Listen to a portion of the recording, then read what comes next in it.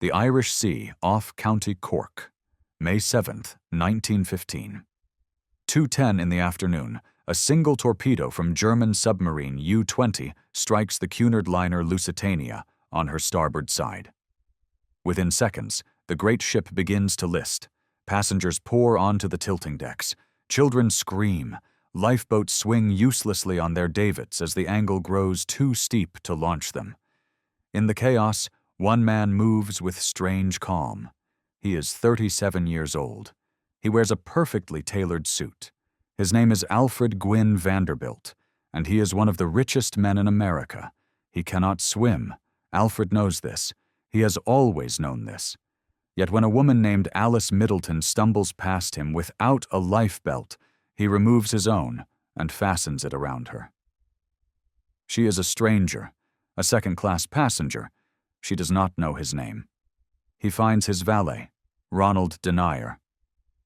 "Find all the kiddies you can, boy," he says. Together they tie life jackets around babies too small to wear them properly. They carry children toward the boats. They work until the deck disappears beneath the Atlantic. 18 minutes after the torpedo hit, the Lusitania is gone. 1,198 people die. Alfred Gwynne Vanderbilt's body is never found. This is the story of how America's most notorious playboy became its most unexpected hero. But first, it is the story of the fortune that shaped him, the family that defined him, and the impossible weight of a name that no man could carry without breaking. Chapter 1. The Dynasty. To understand Alfred Gwynne Vanderbilt, you must first understand the empire built on his back before he was born. You must go back to a Staten Island farmhouse in 1794, where a child entered the world who would transform American capitalism forever. Cornelius Vanderbilt, the first Cornelius, the Commodore, arrived with nothing.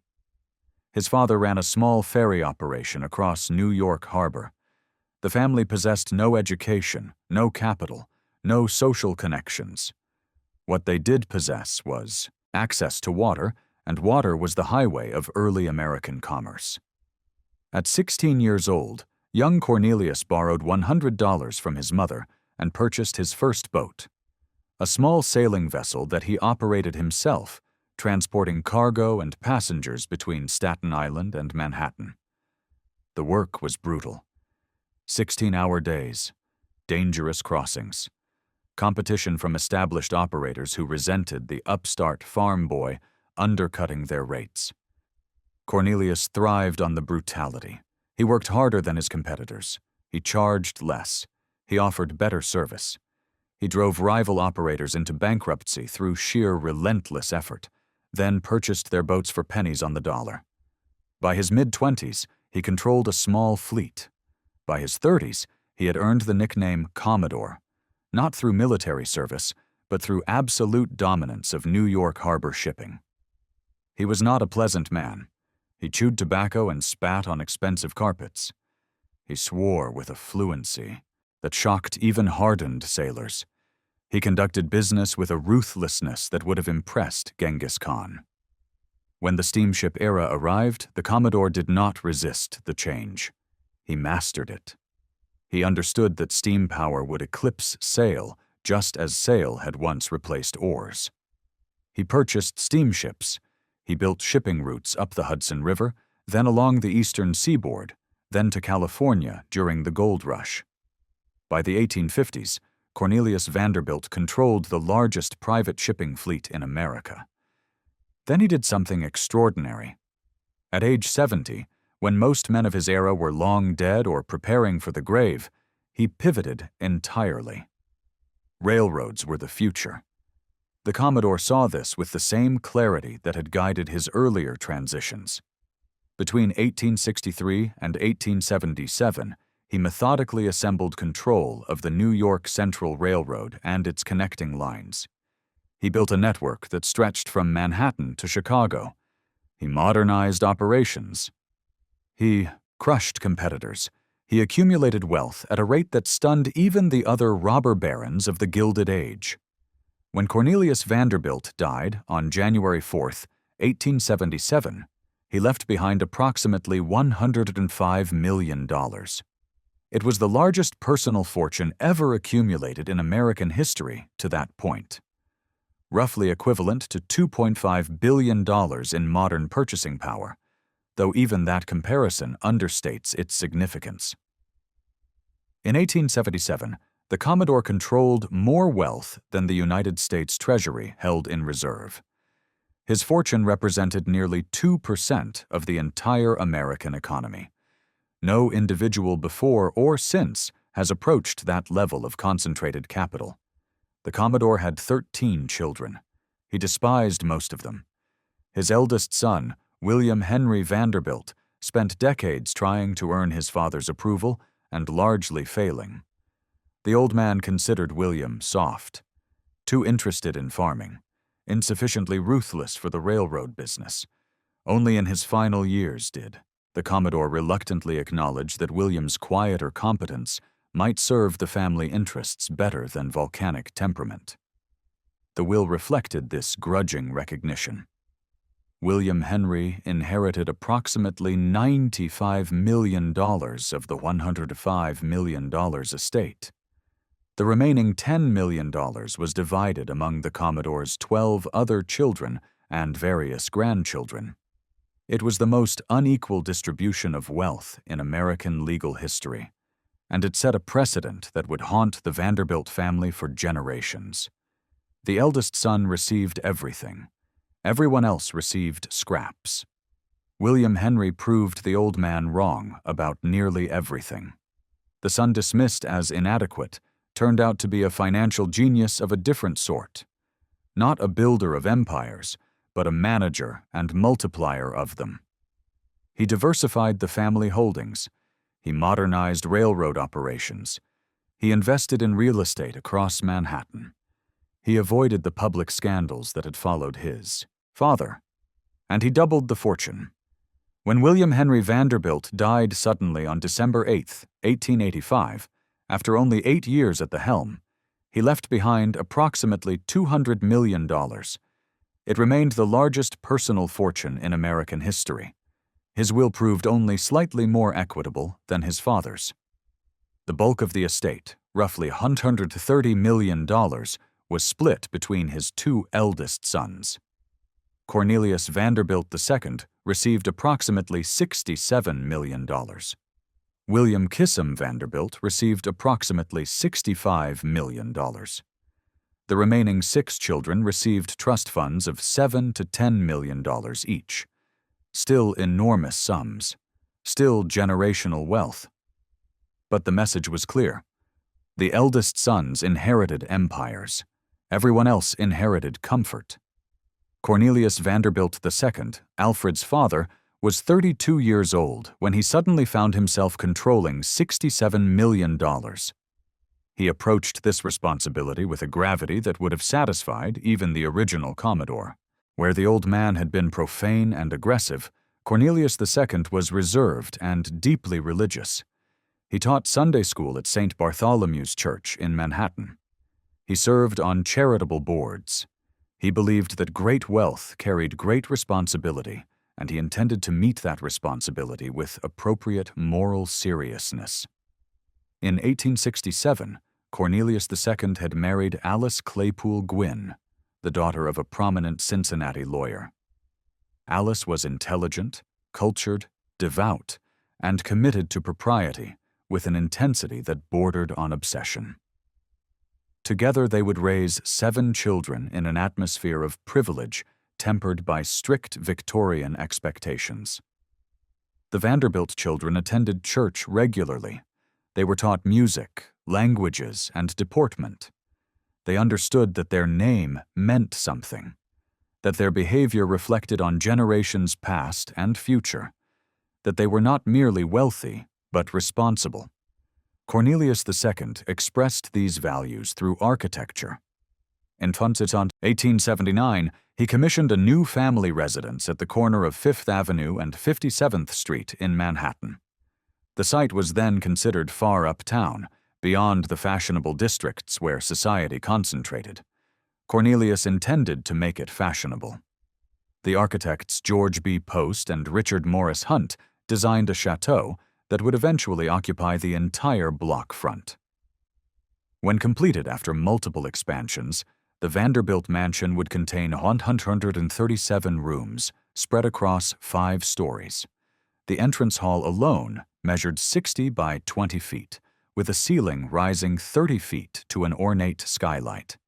There were ballrooms, drawing rooms, a library containing 10,000 volumes, a gymnasium, servants' quarters for a staff of 30, and technological innovations that seemed like science fiction. Electric lighting throughout, central heating, elevators, running water, both hot and cold, in multiple bathrooms.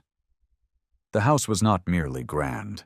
It was a statement carved in limestone and marble. The House Vanderbilts had arrived at the absolute pinnacle of American society. But even 137 rooms in Manhattan could not satisfy the requirements of Gilded Age status. The truly elite maintained summer cottages in Newport, Rhode Island. The word cottage had become society's most absurd euphemism, applied to mansions that dwarfed most people's permanent residences. In 1893, Cornelius II commissioned the most ambitious Newport cottage ever conceived. Richard Morris Hunt, fresh from completing the Manhattan Chateau, designed the breakers in the style of a 16th-century Italian palazzo. Construction required 2.5 years. The project employed hundreds of workers and craftsmen from across America and Europe. Marble arrived from Italy and North Africa. Rare woods came from tropical forests. A team of Parisian decorators spent months painting ceilings and applying gold leaf to every conceivable surface. The finished mansion contained 70 rooms arranged around a great hall that rose 50 feet to an elaborately painted ceiling. The morning room featured walls covered in platinum leaf. The dining room seated 34 beneath crystal chandeliers weighing half a ton each. Every surface proclaimed the same message. This family has reached heights that others cannot imagine. This family will endure forever. Cornelius II could not have been more wrong. The dynasty he constructed with such care would begin to crumble within his own lifetime. His children would die young, defy his wishes, squander inheritances, and make headlines for all the wrong reasons. The great mansions would become museums, or worse, parking lots. The fortune of $200 million would virtually evaporate within 60 years. But in 1895, standing in his Newport cottage surrounded by his wife and 7 children, Cornelius saw only the empire he had inherited and expanded. He saw only the future he had planned. Among the children in those family photographs was an 18-year-old boy with an easy smile, dark hair, and no particular ambitions. Alfred Gwynne Vanderbilt was handsome, charming, and thoroughly unremarkable. His father had plans for him. Modest plans, appropriate for a 3rd son, a generous trust fund, perhaps some involvement in family philanthropy, a suitable marriage to a suitable woman, a comfortable life of pleasant irrelevance. None of those plans would survive the next 4 years. Death, disobedience, and bad luck would transform the spare heir into the primary heir, and the weight of that transformation would shape everything that followed. Chapter 2. The Spare. Before Alfred was born, there was another Alice. Alice Gwynne Vanderbilt, the first daughter of Cornelius and Alice, arrived on March 14, 1869. She was beautiful, precocious, adored by her parents with an intensity that first children often inspire. On June 14, 1874, diphtheria swept through the nursery at 640 Fifth Avenue. The disease killed 5-year-old Alice within 3 days. Her mother never fully recovered from the loss. For the rest of her life, Alice Gwynne Vanderbilt would carry a grief that colored everything she did as a parent. A desperate need to protect her remaining children from a world that could take them without warning. an anxiety that expressed itself in rules, restrictions, and a vigilance that sometimes felt suffocating. 3 years after little Alice died, Alfred Gwynne Vanderbilt was born on October 3, 1877. He arrived the same year the original Commodore departed, though whether this timing held any significance beyond coincidence, no one could say. Alfred was the sixth of 7 children, though only 6 survived past childhood. His eldest brother William was already 9 years old, clearly marked as the heir apparent. His second brother Cornelius III was 4, positioned as the spare. Alfred came into the world with no particular destiny awaiting him. This was, in many ways, a fortunate position. The Vanderbilt children grew up in circumstances most Americans could not imagine. Servants attended to their every need. Tutors provided private education. Summers were spent in Newport or at the family's country estate. Winters meant balls and society functions in Manhattan. They traveled to Europe regularly, toured museums and cathedrals, acquired culture the way their ancestors had acquired railroads. But the eldest sons bore expectations that younger children escaped. William spent his adolescence learning about railroad management and high finance, preparing for responsibilities that would define his entire adult life. Cornelius studied business and law with similar intensity. Alfred was permitted to simply exist. He wandered through the mansion's 137 rooms like a ghost child, exploring servants' passages, playing in the gymnasium, developing passions that had nothing to do with balance sheets or shareholder meetings. He loved animals, dogs especially, though he showed affection for horses, cats, birds, anything with fur or feathers. The stables fascinated him. The carriages entranced him.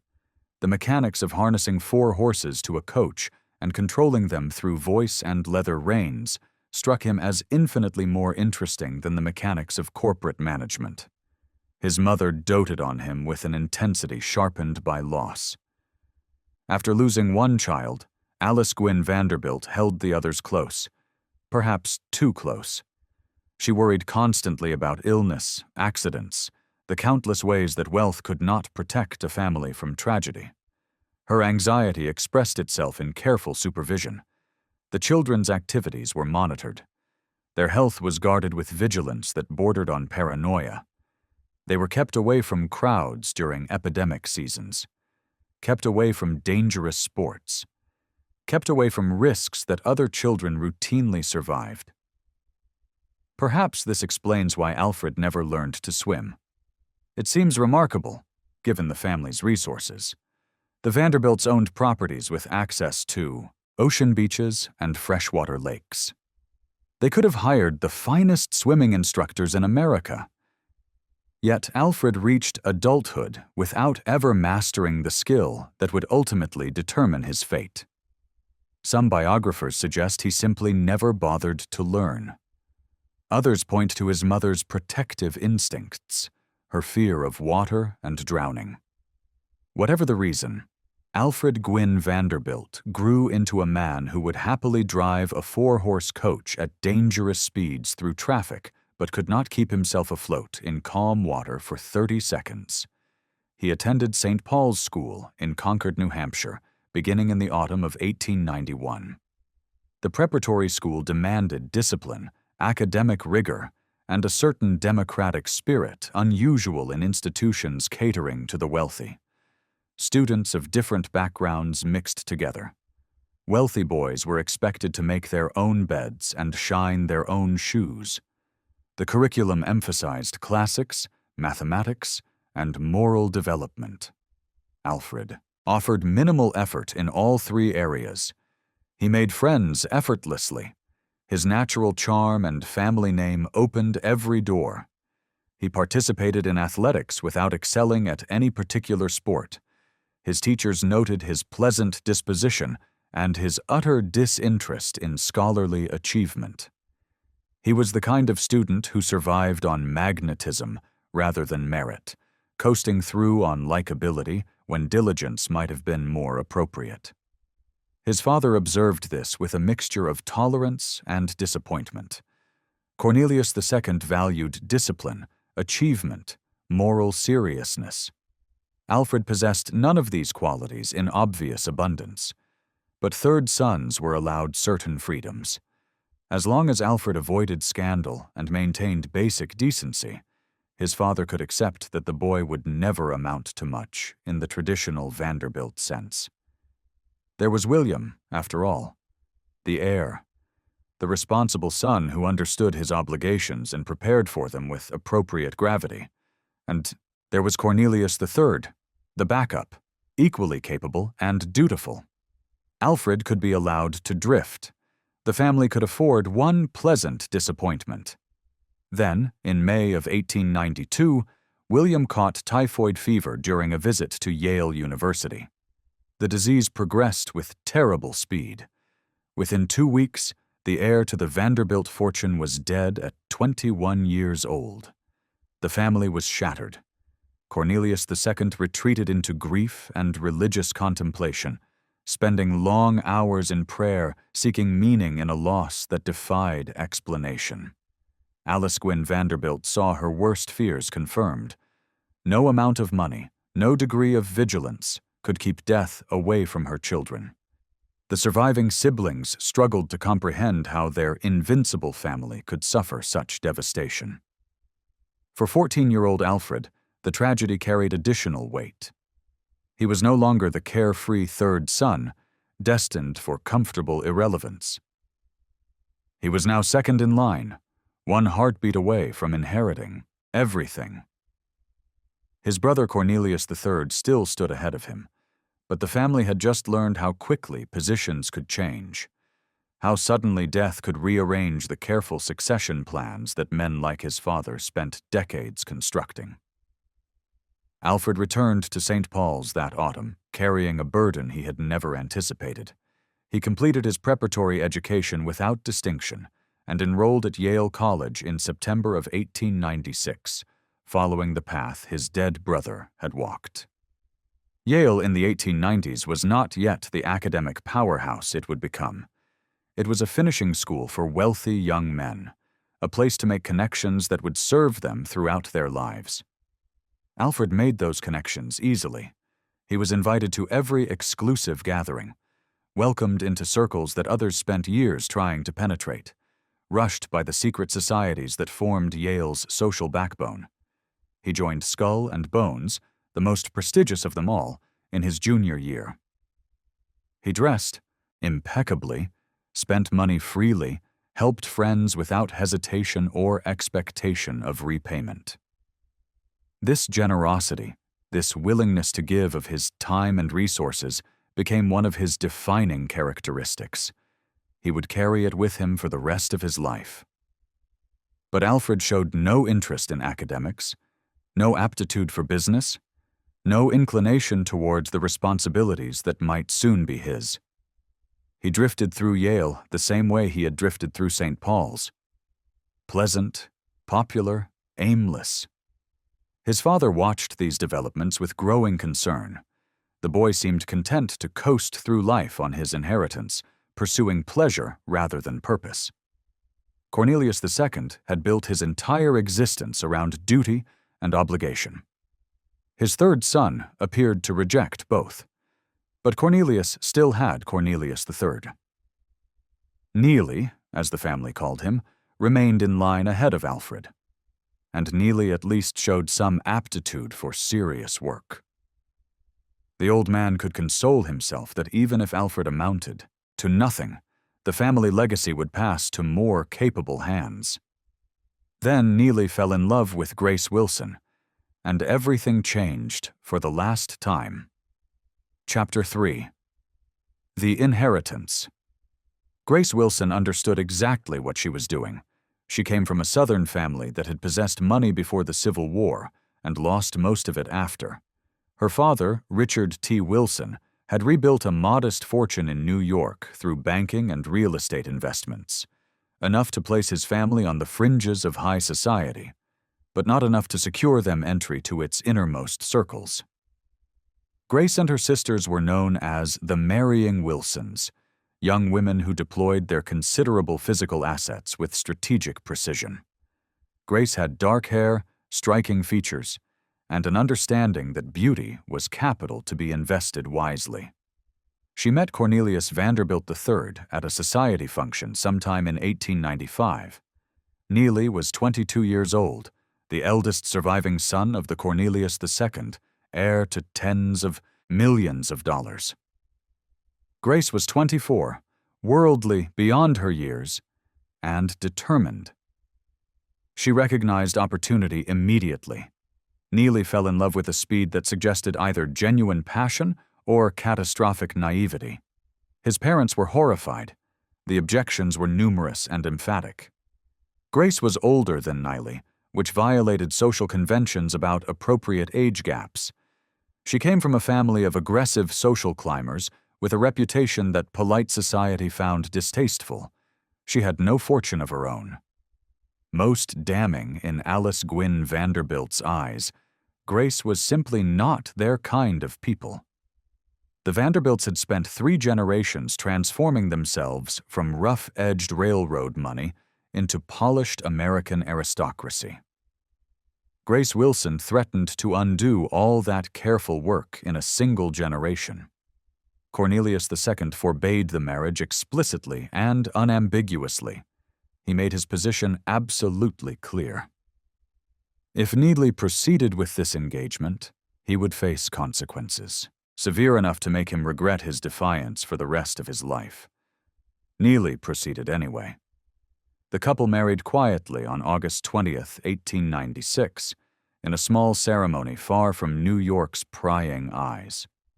When Cornelius learned that his eldest surviving son had directly disobeyed him, he collapsed. The stroke left him partially paralyzed on his right side, unable to speak clearly, reduced from the commanding patriarch to a diminished man trapped in a body that no longer obeyed him. Whether the stroke was directly caused by the shock of Neely's defiance or merely coincided with it remains medically unclear. What is certain is that Cornelius II spent the final 3 years of his life as a shadow of himself, watching his carefully constructed plans fall apart while unable to stop the dissolution. He had lost his eldest son, William, to disease.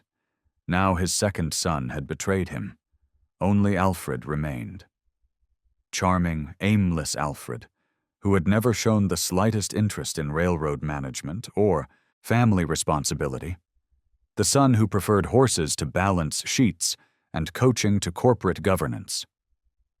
The old man revised his will with the cold precision of someone determined to control the future, even from beyond the grave.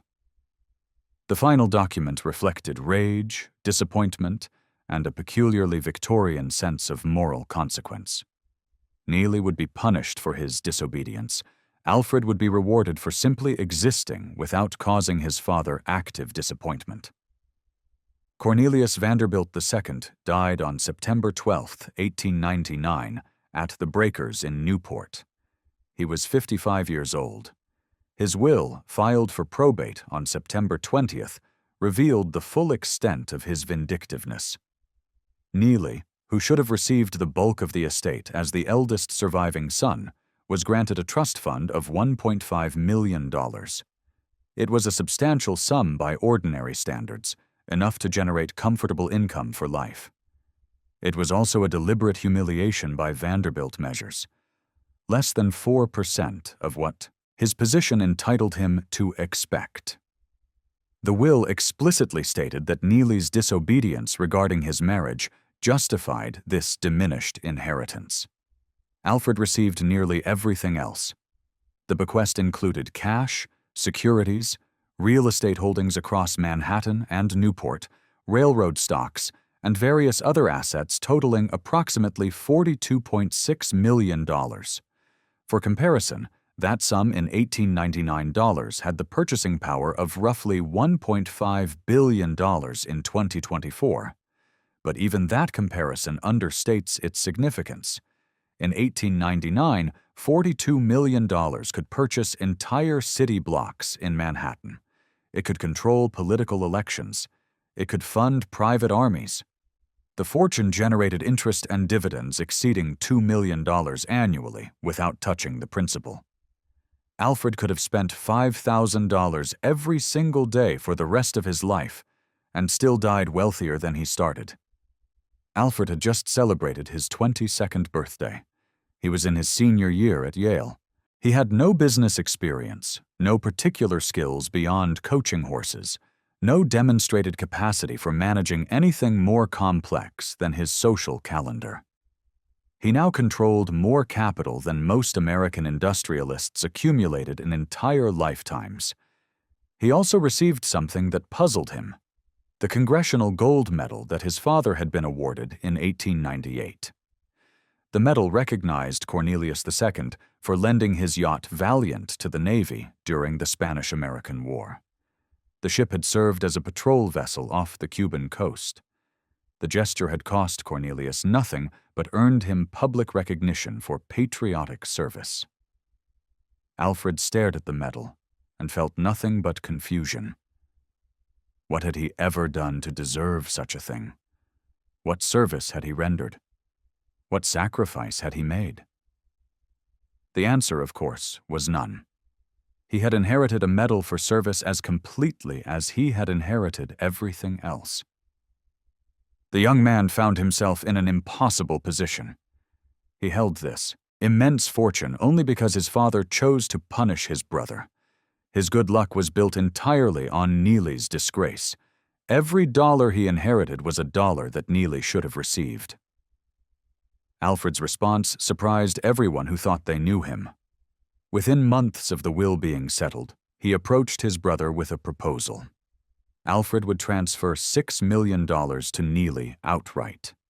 Not as a loan, not with conditions, not as some face-saving gesture that preserved hierarchy while offering token generosity. $6 million as a gift, free and clear. It represented roughly 15% of his entire inheritance. An almost incomprehensible amount to simply give away. The gesture accomplished several things simultaneously. It eased Alfred's conscience over benefiting from his father's vindictiveness. It restored some measure of financial security to Neely and Grace, allowing them to maintain something approximating their expected lifestyle. And it established something important about Alfred's character that would express itself repeatedly over the next 16 years. When he saw injustice, even injustice that benefited him personally, he felt compelled to address it. Wealth was not something to hoard or weaponize. It was something to deploy in service of fairness. Neely accepted the money without public comment. The brothers remained on civil terms for the rest of Alfred's life, though they never grew close.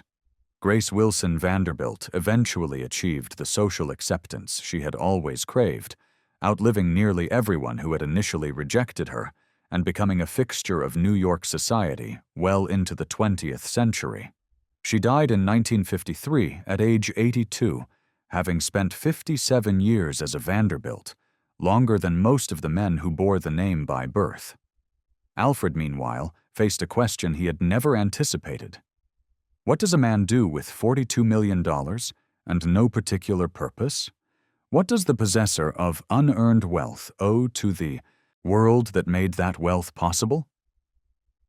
How does someone find meaning in a life defined entirely by accident of birth?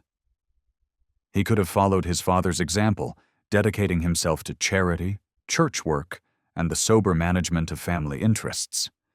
He could have entered business, using his capital to build something of his own. He could have pursued politics, as some affluent men of his generation did, leveraging wealth into public service. Instead, Alfred chose pleasure. Not because he was particularly hedonistic or morally bankrupt, but because pleasure was the only thing that made sense to him. He bought horses. He traveled to Europe. He entertained lavishly and tipped extravagantly. He became a familiar figure at racetracks and coaching meets, at house parties and society balls. He was generous to friends and strangers alike, distributing money with a casualness that both charmed and alarmed those around him. His mother watched with quiet despair. Alice Gwynne Vanderbilt had lost a daughter to disease, lost a son to disease, endured her husband's stroke and death, and now watched her remaining heir fritter away his days on amusements. She had hoped that the weight of responsibility might mature Alfred, might force him to become the serious man his father had wanted. Instead, the inheritance seemed to have liberated him entirely from any pretense of obligation. Alfred was 22 years old, richer than almost anyone in America, and completely free.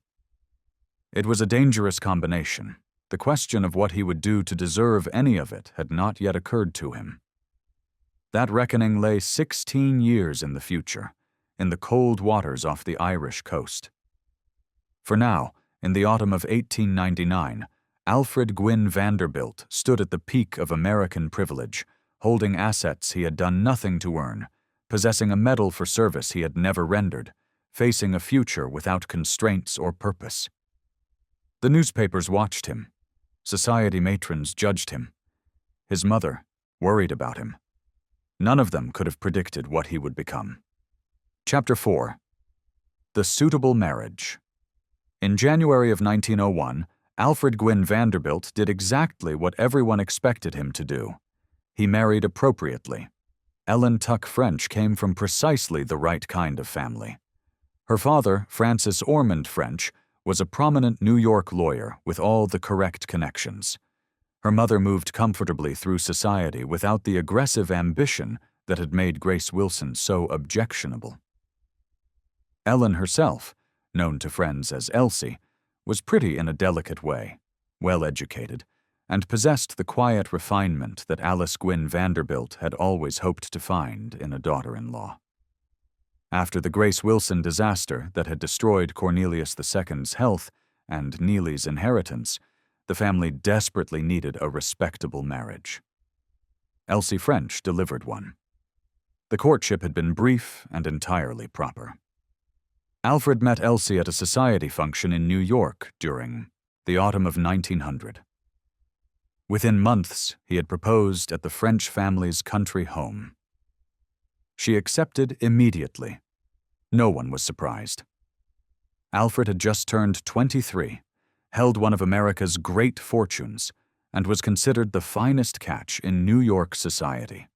Elsie was 20, beautiful in that fragile Gibson girl way that the era found ideal, and eager to secure her position in the world that her family's modest fortune could not guarantee.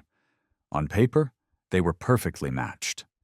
Both young, both from old stock families, both positioned at the center of New York society.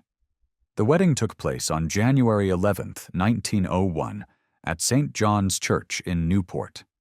It was a society event of the first magnitude. Guests arrived from New York, Boston, Philadelphia, even a few from as far as Chicago. The church overflowed with white roses and orchids. Elsie wore white satin designed by a Paris couturier, carrying white orchids that had cost Alfred's florist a small fortune to obtain in January. Alfred looked handsome in formal morning dress, though photographs from the day show him wearing an expression that might generously be called serious and less generously called trapped. Newspapers across the country carried detailed descriptions of the ceremony, the gowns, the decorations, the guest list. America was fascinated by its young aristocracy, and the Vanderbilts remained the most fascinating family of all. The New York Times devoted nearly a full page to the wedding, describing it as one of the most brilliant social events of the Newport season. Never mind that it was January, and Newport in winter was largely deserted. When Vanderbilts married, it was always the season. Alice Gwynne Vanderbilt wept with relief during the ceremony. Her wayward son had finally done something right. He had chosen a suitable bride, conducted a proper courtship, married in a manner befitting his station. Perhaps, she allowed herself to hope, this would be the making of him. Perhaps marriage, and family would provide the purpose that $42 million had not. For approximately 18 months, this hope seemed justified. The newlyweds settled into married life with apparent contentment. They divided their time between Alfred's properties in Manhattan and Newport, fulfilling their social obligations with appropriate regularity. Alfred continued to spend freely, but now his expenditures included a wife who appreciated fine things. Elsie decorated their homes with taste, hosted dinners that drew favorable comment, and presented herself as exactly the kind of Vanderbilt wife that society approved. They seemed happy, or at least performed happiness convincingly enough that observers believed it genuine. On November 7, 1901, less than 11 months after the wedding, their son arrived. William Henry Vanderbilt III entered the world at the family's Manhattan residence, carrying a name weighted with 4 generations of expectation. He was the heir to the heir. The continuation of everything the family had built since the Commodore started ferrying passengers across New York Harbor nearly a century earlier. Alfred, who had never shown much interest in legacy or lineage, found himself genuinely moved by fatherhood. He doted on the infant in ways that surprised everyone who knew him.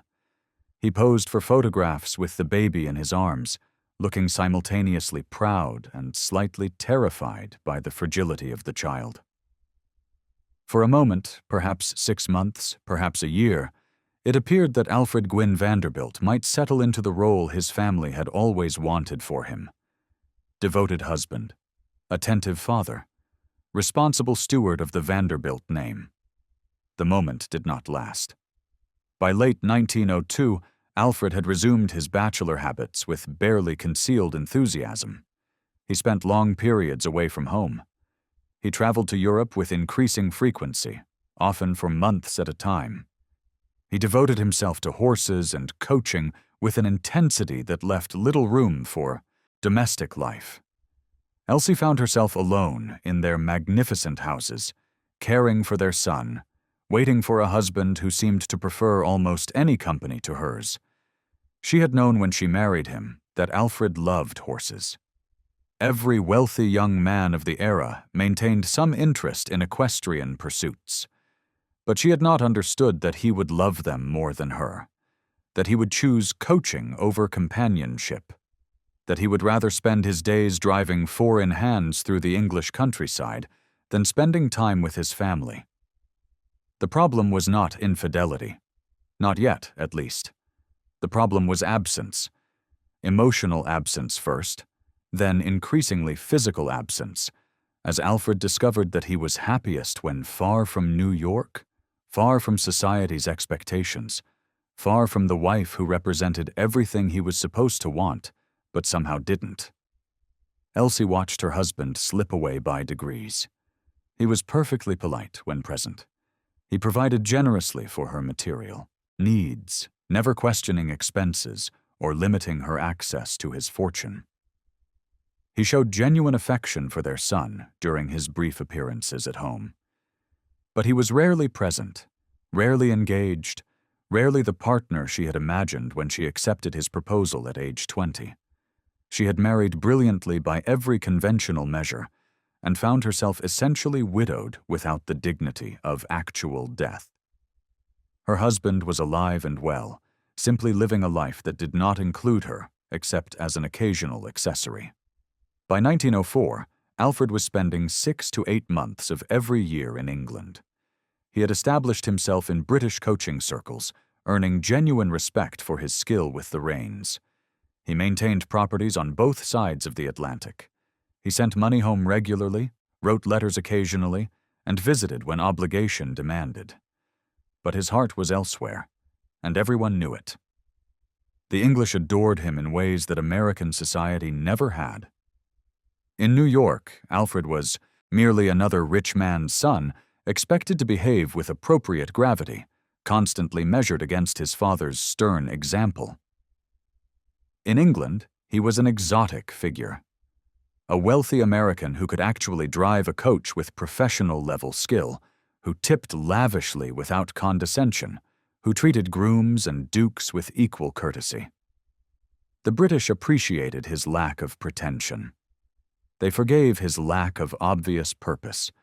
They accepted him on his own terms in ways that Americans, with their heightened sensitivity to Vanderbilt expectations, never could. Alfred flourished in this environment. He grew more confident, more comfortable in his own skin. He developed friendships that would last the rest of his life. He became, in England, the man he had always wanted to be, admired for something he had actually accomplished rather than merely inherited, respected for skill rather than bank balance. On the Brighton Road, driving the Venture through the Surrey Hills, Alfred was finally enough, simply enough, without qualification or disappointment. Elsie remained in America with their son, increasingly bitter and increasingly isolated. She had done everything right according to the rules she understood. She had married appropriately, produced an heir, maintained their homes, upheld their social position, and her husband had simply left. Not dramatically, not scandalously, but gradually and thoroughly. He had drifted across an ocean and shown no inclination to drift back. By 1906, their marriage existed in name only. They appeared together at required functions, presenting a united front for society columns and family photographs. But Elsie had stopped expecting Alfred to return to her in any meaningful way. She had stopped hoping that fatherhood, or duty, or simple affection might bring him home. She did not yet know about the woman who would finally end their marriage. That revelation was still 2 years away, waiting in a London park on a May morning, when a spooked horse would change everything. For now, Elsie French Vanderbilt waited in her Newport cottage, raising her son alone, married to a man who had discovered that immense wealth could buy passage to a better life. A life that did not include her. Chapter 5. The Brighton Road coaching was dying when Alfred discovered it. The great mail coaches of England had stopped running decades earlier, made obsolete by railroads that could move mail and passengers faster and more reliably than any team of horses. By the 1890s, driving a four-in-hand coach was purely recreational, a throwback sport practiced by wealthy enthusiasts who romanticized an era they had mostly never experienced. It was also one of the most difficult pursuits a man could undertake. Controlling 4 horses through voice, gesture, and leather reins required extraordinary skill. The animals had to move in perfect coordination, responding to commands too subtle for most observers to detect. A skilled coachman could thread his vehicle through traffic, ascend steep hills, navigate sharp turns, all while maintaining consistent speed and keeping passengers comfortable. A poor coachman could kill everyone aboard within minutes. Alfred began learning the craft seriously around 1902, when he was 25 years old. He had grown up around horses and coaches, as any wealthy young man of his era did. But knowing how to ride was different from knowing how to drive, and driving a single horse was vastly different from managing 4. He studied under British coaching masters who had devoted their lives to the sport. He started with shorter routes, learning the peculiarities of English roads, English horses, English weather. He absorbed everything his instructors could teach him about timing, pace, the subtle adjustments required when ascending a grade or navigating a narrow passage. He learned to read road surfaces, anticipate the behavior of other vehicles, manage 4 horses through crowded village streets without slowing. Most importantly, he learned patience. Coaching could not be rushed. The skill took years to develop, and there were no shortcuts. Money could buy the finest coaches and horses, but it could not buy expertise. That had to be earned through countless hours on the box seat, through mistakes and corrections, through gradual mastery of a craft that demanded absolute precision. By 1905, Alfred had become genuinely skilled, not merely competent, but genuinely accomplished. The British coaching establishment, initially skeptical of this wealthy American, began to acknowledge that Alfred Gwynne Vanderbilt could actually drive. In 1903, he had commissioned his masterpiece. The venture was built by Brewster and Company of New York, the finest carriage makers in America. Alfred specified every detail personally. The body was painted dark red and black, colors that would become associated with him. The ironwork was forged to exact tolerances. The seats were positioned for optimal visibility and control. The suspension was calibrated for English roads. When completed, the coach represented the pinnacle of American craftsmanship adapted to British sporting traditions. Alfred had it shipped to England and began driving it on public roads. The sight of an American millionaire commanding such an obviously perfect coach attracted immediate attention.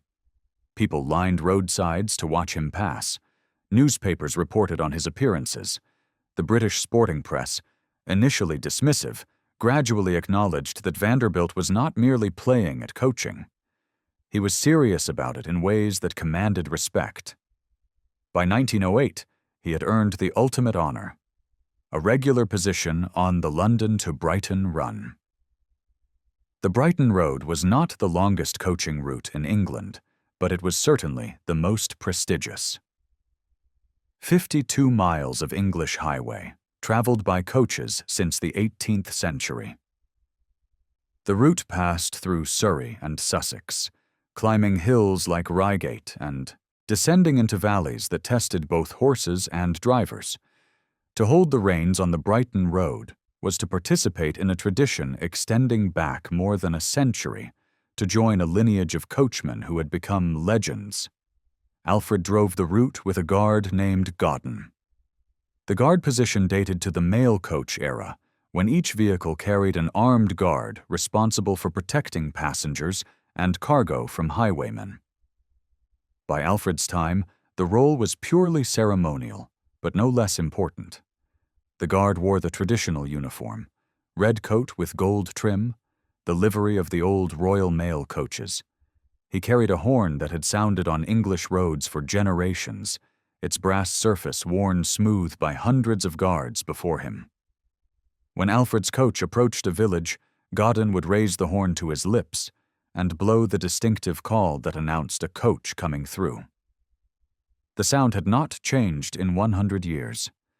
The thrill it produced in those who heard it had not diminished. Alfred drove the Brighton Road regularly from 1908 until 1915. He became a fixture on the route, recognized by villagers and innkeepers and stable boys along the way. He stopped at the Burford Bridge Hotel near Dorking for refreshments, a tradition observed by mail coaches for decades. He changed horses at predetermined points with military precision, maintaining schedules that would have satisfied the most demanding postmasters of the previous century. The British came to love him for this dedication. Not because he was rich.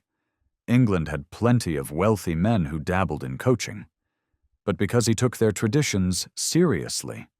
He did not approach coaching as a lark or a novelty, as something to amuse himself on weekends. He approached it as a craft worthy of genuine dedication, a skill to be mastered rather than merely enjoyed. He spent years learning what English coachmen had spent their lives perfecting. He submitted himself to their standards, rather than expecting accommodation for his wealth.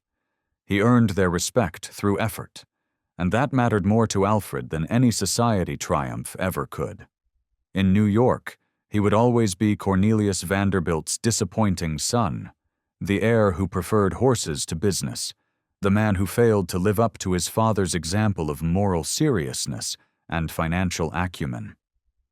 In England, on the Brighton Road, he was simply a fine coachman. His father's expectations did not exist there. His family's reputation carried no weight. The only thing that mattered was whether he could control 4 horses at speed over 52 miles of challenging terrain. He could. He did.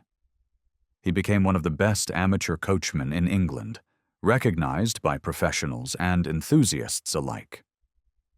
The venture itself became famous among coaching enthusiasts. After Alfred's death, it would eventually return to America, crossing the Atlantic one final time. It would take its place in the carriage collection at the Breakers in Newport, the Automdo mansion, where Alfred had spent his childhood summers. Visitors today can still see it displayed in the lower level of the house, carefully preserved behind protective barriers. The dark red and black body, the careful ironwork, the seats where Alfred and Godden rode together through the English countryside that Alfred loved more than any place on earth. But that museum piece tells only part of the story. It cannot convey the sound of Godden's horn echoing across the Surrey hills. It cannot capture the faces of villagers gathered at crossroads to watch the American pass. It cannot explain why a man with unlimited resources found his greatest satisfaction in mastering something so utterly impractical, so divorced from profit or productivity. Alfred Gwynne Vanderbilt drove a coach because it was difficult, because it demanded excellence, because it connected him to something larger than his bank account or his famous name. On the Brighton Road, handling the reins of the venture, he was finally the man he wanted to be. Not someone who inherited a fortune, not someone who disappointed his father, not someone who abandoned his wife, simply someone who had mastered a difficult craft and earned the respect of men whose approval actually meant something.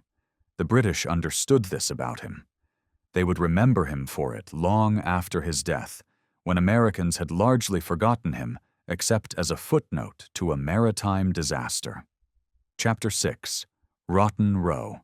It began, as so many disasters do, with an act of heroism that seemed harmless at the time. Rotten Row runs along the southern edge of Hyde Park in London. The name derives from Route du Roi, the King's Road, though by the early 20th century it had become simply the place where fashionable people rode their horses in the late morning. The sandy bridle path stretched for nearly a mile, shaded by trees, carefully maintained by park keepers. On a spring morning in 1906, Alfred was riding there, as he often did, when in London. He noticed a woman in difficulty. Her horse had spooked at something, a dog, perhaps, or a piece of blowing paper.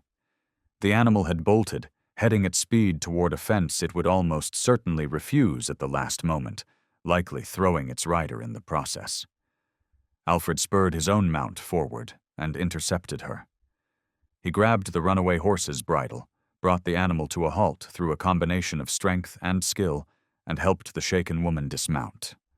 She was breathing hard, clearly frightened, equally clearly grateful. She thanked him in a voice that carried traces of an American accent. He tipped his hat and introduced himself. Her name was Mary Agnes O'Brien Roos. She was married to a minor Cuban diplomat stationed in Washington. She was also one of the most striking women Alfred had ever encountered. Agnes came from extremely modest origins in New York. The exact details vary depending on which contemporary account you believe, but the consensus is that she had worked as a showgirl before her marriage. A chorus girl, to use the euphemism of the time. A woman who had used her considerable physical assets to escape poverty and achieve something resembling respectability. She had married Carlos de Herrera y Ruiz, a low-level diplomat whose position offered her entree to a world she could never have accessed otherwise. The marriage was unhappy. Carlos was frequently absent, pursuing diplomatic assignments that kept him away for months at a time. Agnes found herself alone in various cities, Washington, London, Paris, far from any social circles that might have occupied her time. She had no real friends among the diplomatic wives, who recognized her origins and never let her forget them. She had nothing to do but ride in Hyde Park and wonder what her life might have been if she had made different choices. Then Alfred Gwynne Vanderbilt rescued her from a runaway horse, and different choices suddenly became possible. Within weeks, they were seen together constantly. Alfred took her to dinners at restaurants where people would notice. He accompanied her to the theater, sitting in prominent boxes. He showered her with the attention and resources that a $40 million inheritance made possible. For Agnes, who had endured years married to a man of limited means, Alfred offered a glimpse of unlimited possibility. For Alfred, who had felt increasingly trapped in his marriage to Elsie, Agnes offered excitement that his wife could not provide. The affair was not discreet. Alfred appeared incapable of discretion, or perhaps simply indifferent to it. He had built a life in England precisely because it freed him from constant American scrutiny. He seemed to have believed that the same distance would protect him now, that what happened in London stayed in London, that the Atlantic Ocean was wide enough to keep secrets. He was catastrophically wrong. By early 1908, rumors had reached New York. Society gossips traded stories about Alfred's constant companion in London, about the showgirl who had become a diplomat's wife and was now apparently becoming a Vanderbilt's mistress. The whispers eventually reached Elsie, who had endured years of her husband's absences with quiet dignity. She had accepted his preference for England over America. She had accepted his obsession with coaching. She had even accepted his emotional distance from their son. But she could not accept this. Could not accept being humiliated publicly while Alfred paraded his mistress through London society.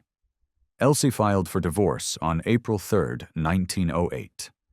The grounds were adultery. The specific allegation was devastating and provided in excruciating detail. Elsie's lawyers claimed that Alfred had conducted his affair with Agnes aboard his private railway car, the Wayfarer. The car was a luxury vehicle that Alfred used for travel between New York and Newport, fitted with sleeping quarters, a dining area, and all the comforts of a fine hotel. Name would appear in headlines from New York to San Francisco, from Boston to Los Angeles. The private railway car that had symbolized Vanderbilt privilege now symbolized Vanderbilt disgrace. The newspapers covered the divorce with an intensity that bordered on obscene. The New York Times devoted front-page coverage to the filing.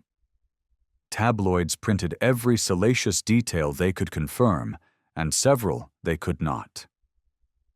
Editorial writers clucked about the moral failures of inherited wealth.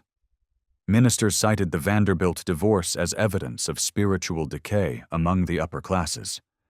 The scandal that Cornelius II had feared his entire life, that Alice Gwynne Vanderbilt had tried desperately to prevent, had finally arrived. The Vanderbilt name, which the family had worked for 3 generations to elevate above its rough origins, was now associated with adultery and dissolution. Alfred did not contest the divorce. He could not. The evidence was overwhelming, and fighting would only prolong the scandal and provide newspapers with months of additional material. He agreed to a settlement that reportedly cost him $10 million, nearly a quarter of his remaining fortune. For context, this was more money than most American families would earn across multiple generations. It was enough to fund a major university or build 100 libraries. Alfred paid it without apparent complaint. Elsie received custody of their son, William, who was 6 years old when his parents' marriage formally ended. She returned to a life of respectable solitude, raising their son alone, maintaining her position in society through sheer dignified silence. She never remarried. She never spoke publicly about Alfred or the circumstances of their divorce. She lived another 48 years, dying in 1956 at age 75, having spent 5 decades as Alfred Gwynne Vanderbilt's abandoned wife. The divorce finalized everything that had been building for years.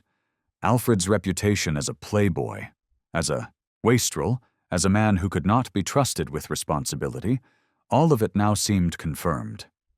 The press had a field day.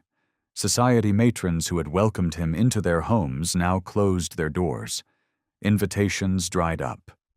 Even some of his coaching friends in England expressed disappointment, though most remained loyal. Alfred retreated to his English properties, where the scandal mattered less, and his equestrian accomplishments still commanded respect. Agnes, meanwhile, faced consequences of her own.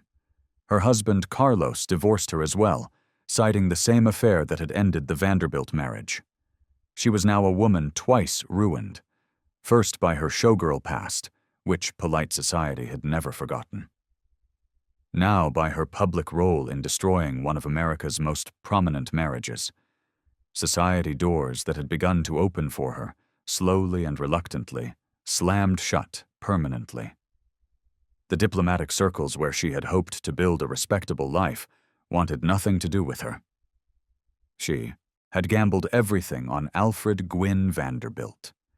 She had assumed that once he was free, he would marry her. Make her a Vanderbilt. Give her the position and security she had always craved. He did not. Alfred returned to England. He resumed his coaching. He continued to live extravagantly and entertain lavishly. But he did not propose to Agnes. He did not install her in one of his properties. He did not, as far as the historical record shows, maintain any significant relationship with her after the divorce was final. Whether he lost interest or simply recognized the impossibility of the match remains unclear. A marriage to Agnes would have compounded every scandal. His mother would never have accepted it. Society would have treated them as permanent pariahs. His children would have been tainted by association. Perhaps Alfred calculated these costs and decided they were too high. Perhaps he simply moved on, as he had proven capable of moving on from anyone who became inconvenient. Agnes found herself alone. The man she had sacrificed everything for had discarded her. The respectable life she had tried to build lay in ruins. Her looks, which had been her only real asset, her only path out of poverty, began to fade as she entered her 40s.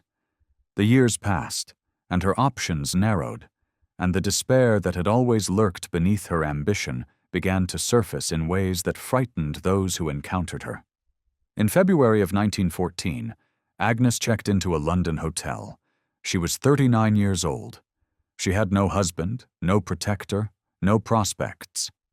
The war that would soon engulf Europe had already begun to disrupt the social world she had tried so hard to enter. On February 20th, 1914, Agnes O'Brien Roos took poison and died alone in her hotel room. The press reported her death briefly. Most accounts connected her to the Vanderbilt scandal of 6 years earlier. The woman in the Vanderbilt divorce case became her permanent epitaph. She had lived 33 years before meeting Alfred, and 6 years after. None of that mattered to history. She would be remembered only as a footnote to someone else's story. A cautionary tale about the dangers of reaching above one's station. A reminder that men like Alfred Vanderbilt could destroy women like Agnes Roos without suffering meaningful consequences. Alfred learned of her death while preparing for his voyage to England in 1915. He was scheduled to sail on the Lusitania in May, just 3 months after Agnes died. What he felt upon hearing the news, guilt, sorrow, indifference, anger, he kept entirely to himself. He left no letters discussing it, made no public statements, offered no private reflections that survived. The scandal had faded by then. Alfred had rebuilt some measure of respectability through a second marriage to a woman who suited him far better than either Elsie or Agnes ever had. He had 2 young sons who adored him. He had his coaching, his horses, his English friends who judged him by his skill with the reins rather than his failures with women. But Agnes O'Brien Roos had died in a London hotel room, alone and forgotten, because she had once caught the eye of a wealthy man in Hyde Park. Alfred would carry that weight, along with everything else, onto the ship that would take him to his death. Chapter 7. Margaret. She understood him in ways that neither Elsie nor Agnes ever could. Margaret Emerson came from a fortune built on solving problems. Her father, Isaac Emerson, had invented bromo seltzer in 1887, a fizzing powder that relieved headaches and upset stomachs. The remedy became wildly popular in an era when Americans were discovering the consequences of industrial food production and excessive alcohol consumption. By the time Margaret was born in 1884, her father had become one of the wealthiest men in Baltimore. The Emersons were not old money like the Vanderbilts, but they were substantial money, and they shared the same understanding of what great wealth meant and how it should be managed. Margaret grew up surrounded by the same privileges Alfred knew: grand houses in Baltimore and New York, European travel, the finest education available to women of her generation. But she also grew up with horses in ways that went far beyond the casual riding that most society women practiced. The Emersons bred thoroughbreds at their Maryland estate. Margaret learned to ride almost before she could walk. She developed an eye for horseflesh that rivaled any professional trainer. She understood bloodlines, conformation, temperament. She could assess a horse's potential within minutes of watching it move. This was not a decorative interest cultivated to attract suitors. This was genuine expertise, earned through years in the saddle and countless hours studying the animals she loved. When she met Alfred, probably sometime in 1910, she recognized a kindred spirit immediately. Here was a man who took horses as seriously as she did, who understood that coaching was not merely recreation, but a craft demanding absolute mastery, who could discuss breeding lines and training methods for hours without growing bored. They understood each other in ways that transcended words. Margaret was not an obvious match for a Vanderbilt. She was a divorcee. She had married young to Smith Hollins McKim, discovered her husband unsuitable within months, and ended the marriage with the same decisiveness she applied to everything else. In 1910, divorced women still carried significant social stigma. For Margaret to marry one of America's most notorious divorced men would compound the scandal for both of them. Neither seemed to care. Alfred had spent the years since his divorce from Elsie rebuilding his life in England. The Agnes Ruiz scandal had damaged his reputation badly, but time and distance had softened the worst of it. He was 33 years old in 1910, wealthy beyond measure despite the expensive divorce settlement, and lonely in ways he rarely acknowledged. His coaching friends provided companionship.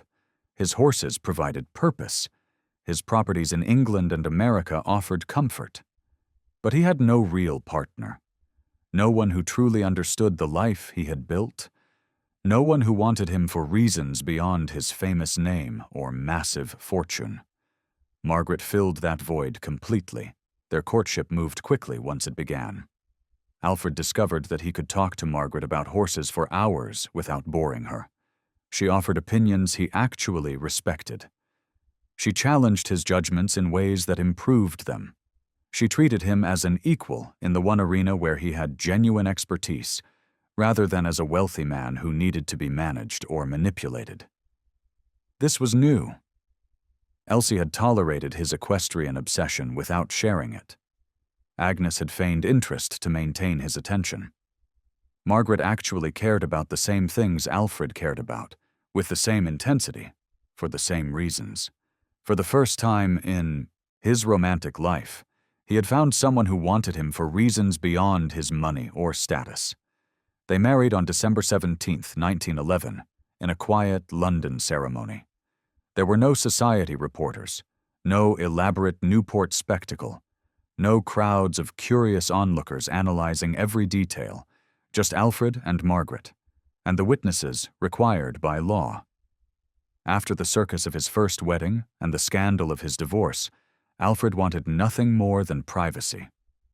Margaret, equally weary of public scrutiny, agreed completely. The marriage transformed him in ways that friends who had known Alfred for years noticed immediately. He seemed calmer, more settled, less driven by the restless energy that had characterized his 20s and early 30s. He still drove his coaches and maintained his stables, and entertained visitors at Oakland Farm in Newport. But there was a contentment in him now that had been absent before. He had found his match, not merely a suitable wife, but an actual partner who shared his passions and understood his needs. On September 22, 1912, Margaret gave birth to their first son in London. They named him Alfred Gwynne Vanderbilt, Jr. The boy arrived healthy and strong, and Alfred, who had always shown affection for his first son, William, despite the difficulties with Elsie, proved to be an even more devoted father the second time around. Perhaps he had matured. Perhaps Margaret's influence had softened him. Perhaps he simply understood at 35 what he had not understood at 24. That time was finite, that children grew quickly, that the opportunity to be present would not last forever. On September 22, 1914, exactly 2 years after their first son's birth, their second son arrived. They named him George Washington Vanderbilt III, after Alfred's uncle, the builder of Biltmore Estate in North Carolina. With George's arrival, Alfred now had 3 sons. William from Elsie, who was 13 years old and living with his mother. Alfred Jr., who was 2, and infant George. The dynasty his father had worried so much about was secure. The Vanderbilt name would continue for at least another generation, carried forward by boys who would grow up in very different circumstances than their father had known. The war changed everything. When fighting erupted across Europe in August of 1914, Alfred watched with growing alarm. England, the country he loved almost as much as America, was suddenly at war with Germany. His British coaching friends were enlisting or volunteering for service. The Brighton road routes he had driven for years were disrupted by military traffic. The world he had built so carefully over the previous decade was under threat. Alfred was 36 when the war began, too old for combat service by the standards of the time. He also lacked any military training that would have made him useful as a soldier, but he could not simply stand aside while his adopted country fought for survival. He began exploring ways to contribute, something meaningful. By early 1915, he had settled on a plan. He would volunteer as an ambulance driver for the Red Cross in England. His expertise with horses and vehicles would translate well to the work. His wealth could fund his own operations, removing the burden from the Red Cross budget. He could serve without pretending to be something he was not. He could do something useful with the skills he had spent decades developing. Margaret supported the decision completely. She understood that Alfred needed to feel useful, needed to contribute something beyond money to a cause larger than himself.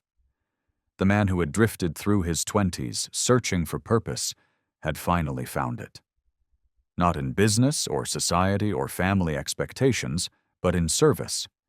In doing something that needed doing, regardless of whether it enhanced his reputation or fulfilled anyone's expectations. First, however, Alfred had obligations to fulfill. He served as a director of the International Horse Breeders Association, and the organization had scheduled meetings in London for May of 1915. Important meetings about maintaining breeding standards during wartime, about preserving bloodlines that might otherwise be lost to the conflict. He would sail to London, attend to his responsibilities as a director, and then begin his volunteer work. Margaret would remain in America with the children. The Atlantic crossing had become genuinely dangerous. German submarines patrolled the waters around the British Isles, and passenger ships were explicitly not immune to attack. Alfred saw no reason to risk his family on the voyage. He would go alone, complete his business quickly, and return as soon as possible. On the evening of April 30th, 1915, Alfred and Margaret attended the theater in New York. The play was called A Celebrated Case, a melodrama about false accusations and eventual vindication. They sat in excellent seats and enjoyed each other's company.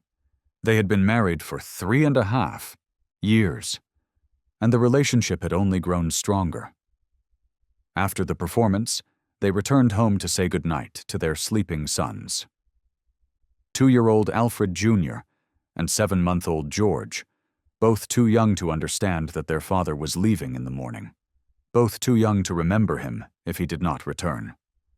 Margaret watched her husband pack with a mixture of pride and unease. The German embassy had published explicit warnings about traveling on British ships. Friends had urged Alfred to book passage on a neutral vessel instead, on a ship flying the American flag that Germany had promised not to attack. He dismissed their concerns with characteristic confidence. The Lusitania was the fastest ship on the Atlantic. She had made the crossing safely dozens of times since the war began. She carried nearly 2,000 passengers and crew. Surely the Germans would not dare attack her. Surely even in wartime, some rules still applied. Margaret kissed her husband goodbye on the morning of May 1, 1915. She held him a moment longer than usual. She would never see him again. No one who said goodbye to Alfred that morning would ever see him again. Chapter 8. Warning. The Lusitania dominated Pier 54 in New York Harbor like a monument to human ambition. She measured 787 feet from bow to stern, longer than 2.5 football fields. Her 4 great funnels rose 155 feet above the waterline, painted in Cunard's distinctive red and black livery. She could carry 2,198 passengers and crew across the Atlantic in less than 6 days. When launched on June 7, 1906, at John Brown & Company's shipyard in Clydebank, Scotland, she was the largest ship in the world. 8 years later, she remained one of the most impressive vessels afloat, a floating palace that embodied the confidence of the pre-war era. Alfred arrived at the pier on the morning of May 1, 1915, accompanied by his valet, Ronald Denyer. The scene was controlled chaos, porters shouting, passengers embracing family members for what might be the last time, stewards directing traffic up the 3 gangways. Somewhere in the crowd, men were handing out copies of the morning newspapers. Anyone who glanced at the shipping page would have seen it immediately. The warning was impossible to miss because the German embassy had designed it that way. The advertisement appeared in 50 American newspapers on the morning of May 1, 1915. In most papers, it ran directly beside the Cunard Line sailing schedule, a placement too perfect to be coincidental. The text was brief and unambiguous. Notice, travelers intending to embark on the Atlantic voyage are reminded that a state of war exists between Germany and her allies, and Great Britain and her allies. That the zone of war includes the waters adjacent to the British Isles. That, in accordance with formal notice given by the Imperial German government, vessels flying the flag of Great Britain, or any of her allies, are liable to destruction in those waters, and that travelers sailing in the war zone on ships of Great Britain or her allies do so at their own risk. The warning was signed by the Imperial German Embassy and dated April 22, 1915. It had taken German officials 9 days to place the advertisement, 9 days during which they calculated exactly when and where it would have maximum impact. The Cunard Line sailing schedule, which appeared right beside the warning in many papers, listed the Lusitania's departure for 10 a.m. on May 1st, destination Liverpool. The juxtaposition could not have been clearer. Board this ship at your own risk. Alfred had seen the warning. Several friends had shown him the newspaper that morning, pointing out the German notice with varying degrees of alarm. Some urged him to cancel his passage. Others suggested he transfer to a neutral ship. One friend later recalled that Alfred had laughed, genuinely laughed, at the suggestion that Germany would dare torpedo a passenger liner carrying American citizens. Thought Lusitania was too fast, too well known, too obviously civilian to be at serious risk. The warning was bluster, psychological warfare designed to disrupt Allied shipping by making passengers afraid to sail. Alfred folded the newspaper and continued toward the ship. At the gangway, he encountered Charles Frohman. The Broadway producer was perhaps the most powerful man in American theater. He controlled the Empire Theater in New York, the Duke of York's Theater in London, and maintained financial interests in dozens of other playhouses. He had launched the careers of Maude Adams, Ethel Barrymore, and William Gillette. He had brought Peter Pan to the American stage. At 61 years old, he was at the height of his influence, despite declining health. Rheumatism had left him dependent on a cane, and his mobility had deteriorated noticeably over the previous year. But he refused to cancel his London trip. He had business to conduct, plays to supervise, a theatrical empire that demanded his attention on both sides of the Atlantic. Frohman had seen the German warning. Everyone had seen it. He told Alfred that he considered it an empty threat. Germany would not dare attack a ship carrying Americans. The political consequences would be catastrophic for Berlin. President Wilson had made America's position clear. Neutral shipping and neutral passengers traveling on belligerent ships must be protected. Any attack on American citizens would have serious repercussions. Frohman believed this absolutely. Alfred agreed. The two men boarded together, two wealthy Americans confident that their nationality and the ship's speed would protect them from any threat. First class on the Lusitania offered accommodations that rivaled the finest hotels in New York or London. Alfred's stateroom on B deck featured mahogany paneling, brass fixtures, an electric heater, and windows overlooking the ocean. The ship's first-class facilities included a dining saloon that seated 470 passengers, beneath a dome of stained glass and carved wood. The lounge featured Italian marble columns and tapestries depicting scenes from classical mythology.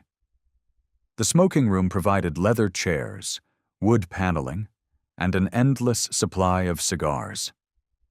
The veranda cafe offered wicker furniture and palm trees, creating the illusion of a tropical resort in the middle of the Atlantic. For passengers wealthy enough to afford the best cabins, the voyage promised to be more luxury cruise than wartime crossing. But the war was never entirely absent. Passengers noticed that the ship sat lower in the water than expected. She should have been riding higher, given that she was carrying far fewer passengers than her capacity. First class was only half full. Second class was barely a third full. Third class was the fullest section, but even it had empty berths. The low water line suggested that the cargo holds contained something heavier than the manifest indicated. Rumors circulated among passengers about munitions bound for the British war effort, cartridges, shell casings, other military supplies hidden among the legitimate cargo. Some whispered that the Lusitania was effectively a military target disguised as a civilian vessel. Others dismissed such talk as paranoid speculation. The ship carried passengers. Whatever else might be in the hold was irrelevant to her protected status under international law. The ship sailed at 12:30 p.m., 90 minutes behind schedule due to the transfer of passengers from another Cunard vessel that had been requisitioned by the Royal Navy. Alfred stood on deck and watched Manhattan recede into the distance. The skyline that the Vanderbilts had helped build, the city where his great-grandfather had started with nothing and built everything. The Statue of Liberty passed to starboard, her torch raised in perpetual welcome. The harbor narrowed between Brooklyn and Staten Island, then opened onto the gray expanse of the Atlantic.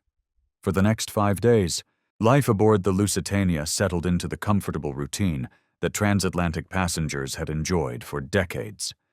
Passengers took elaborate meals together in the Grand Saloon. They strolled the promenade deck, completing circuits of the ship while breathing sea air. They played cards in the smoking room and attended concerts in the lounge. The ship's orchestra performed nightly, playing everything from classical selections to popular songs. Alfred spent much of the voyage in Charles Frohman's company. The producer held court in the first-class lounge, entertaining fellow passengers with theatrical anecdotes and industry gossip. He was charming despite his obvious physical discomfort, maintaining the energy that had made him the dominant force in American theater for nearly 3 decades. They discussed the war constantly, because everyone discussed the war constantly. The passenger list included journalists, businessmen, diplomats, socialites, people with connections and opinions, and anxieties about the conflict engulfing Europe. Germany had proved ruthless in its submarine campaign. Ships had been sunk without warning, contrary to established rules of naval warfare that required submarines to surface, identify themselves, and allow passengers to abandon ship before attacking. The rules of civilized warfare seemed to be collapsing, replaced by total war that recognized no distinction between military and civilian targets. Yet the Lusitania pressed on at nearly 25 knots, confident in her speed. German U-boats were slow vessels. They could barely manage 10 to 12 knots on the surface, and even less when submerged. A fast liner could simply outrun any submarine that attempted to attack. This was the calculation that Cunard had made, the calculation that Captain William Turner believed in, and the calculation that passengers like Alfred accepted when they booked their tickets. Speed was safety. The Lusitania had the speed. Therefore, the Lusitania was safe. By Thursday, May 6th, the Irish coast was approaching. The ship would reach Liverpool the following afternoon, completing another successful crossing. Passengers began packing their belongings and making arrangements for their onward journeys. The crossing had been smooth and entirely uneventful. The German warnings had proven to be empty bluster, just as Alfred and Frohman had predicted. That evening, Captain Turner received wireless messages from the Admiralty warning of submarine activity in the waters ahead. Specific warnings about U-boats operating off the southern coast of Ireland. He ordered the lifeboats swung out on their davits, ready for rapid deployment if needed. He instructed the crew to close all watertight doors and secure all portholes. He reduced speed slightly, from 25 knots to 21 knots, conserving coal while waiting for the tide that would allow entry to Liverpool Harbor. He altered course to bring the ship closer to the Irish shore, reasoning that submarines were less likely to operate in shallow coastal waters. The passengers noticed none of this. They dressed for dinner, drank champagne in the lounge, and retired to their staterooms for what they expected to be their final night at sea. Many would never see morning. Chapter 9. May 7th, 1915. The morning of May 7th dawned gray and misty off the southern coast of Ireland. The Lusitania had slowed further during the night, her engines throttled back to 18 knots. Captain Turner was waiting for specific instructions from the Admiralty about the safest approach to Liverpool. The wireless room had received multiple warnings about submarine activity, but the messages were frustratingly vague. U-boats had been spotted. Precise locations unclear. Ships were advised to proceed with caution. What that meant in practical terms, no one seemed willing to specify. At noon, the fog began to lift. The Irish headlands emerged from the haze, green and rocky and reassuringly close. Passengers gathered on deck to watch the coastline pass. After nearly 6 days at sea, land was a welcome sight. Children pressed against the railings, pointing at seabirds and asking their parents questions about Ireland. First-class passengers strolled the promenade, enjoying what they assumed would be their final hours aboard before disembarkation the next day. Alfred ate lunch in the first-class dining saloon. The meal was unhurried, the conversation pleasant. Frohman was there, along with several other acquaintances Alfred had made during the crossing. They discussed their plans for London, their business obligations, the meetings and social engagements that awaited them. The mood was relaxed, almost festive. They had crossed the war zone safely. The German threats had come to nothing. By tomorrow afternoon, they would all be safely ashore in Liverpool, with nothing more dangerous to worry about than London traffic. At approximately 2:00 in the afternoon, Alfred excused himself from the table. He walked out onto the promenade deck for fresh air. The sun had broken through the clouds, warming the afternoon to something almost pleasant. The sea was calm, unusually so for the Irish coast. The old head of Kinsale was clearly visible off the starboard bow, a familiar landmark for ships approaching the British Isles. The lighthouse that had guided vessels for centuries stood clear against the sky. Everything appeared peaceful, safe, routine. 10 miles away, beneath the surface of the Irish Sea, Captain Lieutenant Walter Schwieger of the German submarine U-20 raised his periscope. He had been patrolling these waters for nearly a week, searching for targets. He had already sunk 2 small merchant vessels and missed several others. His fuel and torpedoes were running low.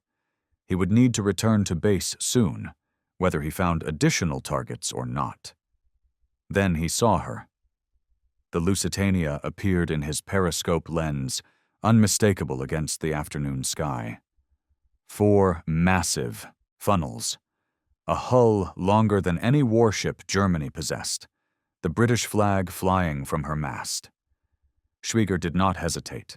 He ordered his crew to prepare a single torpedo for firing. Just one. Fuel was too precious to waste multiple torpedoes on a single target, regardless of size. He tracked the Lusitania's course, calculated her speed, and positioned U-20 for the attack. At 2:10 p.m., he gave the command to fire. The torpedo struck without warning. One moment, passengers were finishing lunch and strolling the decks and enjoying the sunshine. The next, a massive explosion ripped through the forward hull below the waterline, directly beneath the ship's bridge. The blast could be heard for miles. Passengers stumbled and fell as the deck lurched violently beneath them. Dishes crashed to the floor in the dining saloon. Windows shattered. Then came the second explosion, far larger than the first. The sound was catastrophic, a roar that seemed to come from the ship's very center. Historians still debate what caused it. The torpedo alone should not have produced such devastating damage. The most likely explanation involves coal dust in the nearly empty forward bunkers. As the ship burned coal during the crossing, fine dust accumulated in the bunkers. The torpedo blast ignited this dust, which exploded with tremendous force. Another theory suggests that munitions hidden in the forward cargo hold detonated when the torpedo struck. The official manifest listed rifle cartridges and shell casings among the cargo. Whether these exploded or not remains unclear. What is certain is that the second explosion tore through the Lusitania's starboard side with enough force to doom the ship immediately. She began to roll almost instantly, listing 15 degrees to starboard within the first minute. Water poured through the massive wound in her hull, flooding compartments faster than the pumps could handle. The watertight doors that might have contained the flooding had been opened to allow crew members to move supplies for lunch service. There was no time to close them now. Captain Turner ordered the lifeboats launched, but the list made deployment nearly impossible. The Lusitania carried 48 lifeboats, more than enough for every passenger and crew member aboard. In theory, an orderly evacuation could have saved nearly everyone. In practice, the physics of the situation made rescue almost impossible. The ship was listing 15 degrees and sinking by the bow. The lifeboats on the port side swung inward over the tilting deck, suspended over the ship itself rather than the water.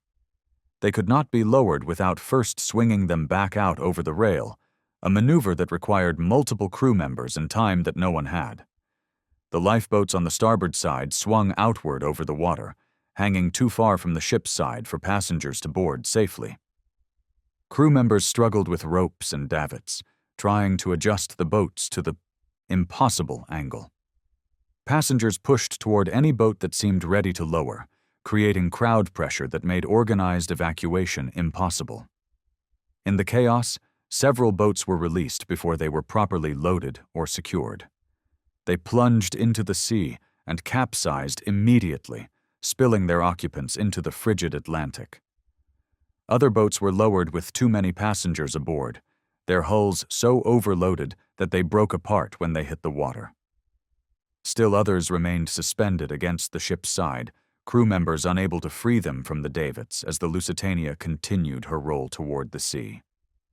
Alfred was on the promenade deck when the torpedo hit. He felt the ship lurch beneath him, heard the explosion, understood immediately what had happened. Everything he had dismissed, the warnings, the submarines, the war zone, all of it became terrifyingly real in an instant. He had perhaps 15 minutes to live, possibly less. A man in his position might have fought, his way to a lifeboat.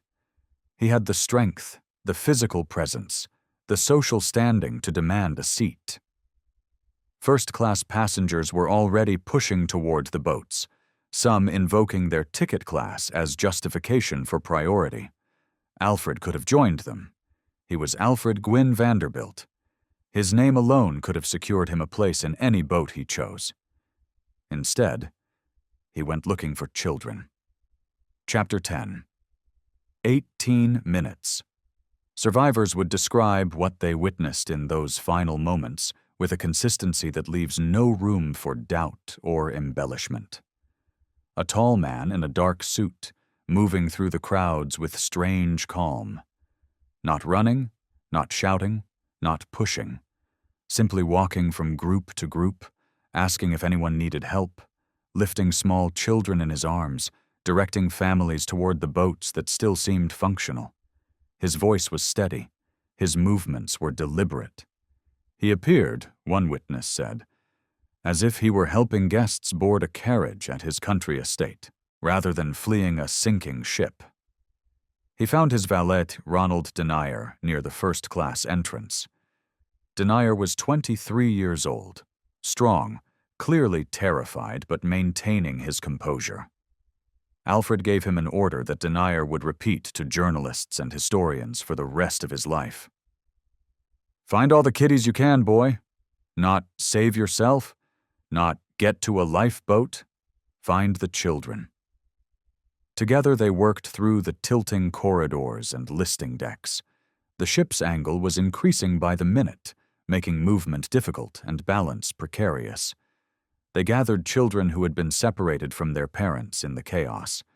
They tied life jackets around infants too small to wear the bulky devices properly, threading ropes through armholes, cinching straps around tiny bodies, improvising solutions that might keep a baby afloat long enough to be rescued.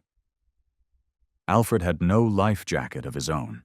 Whether he had lost it in the chaos, given it away already, or never retrieved. One from his stateroom.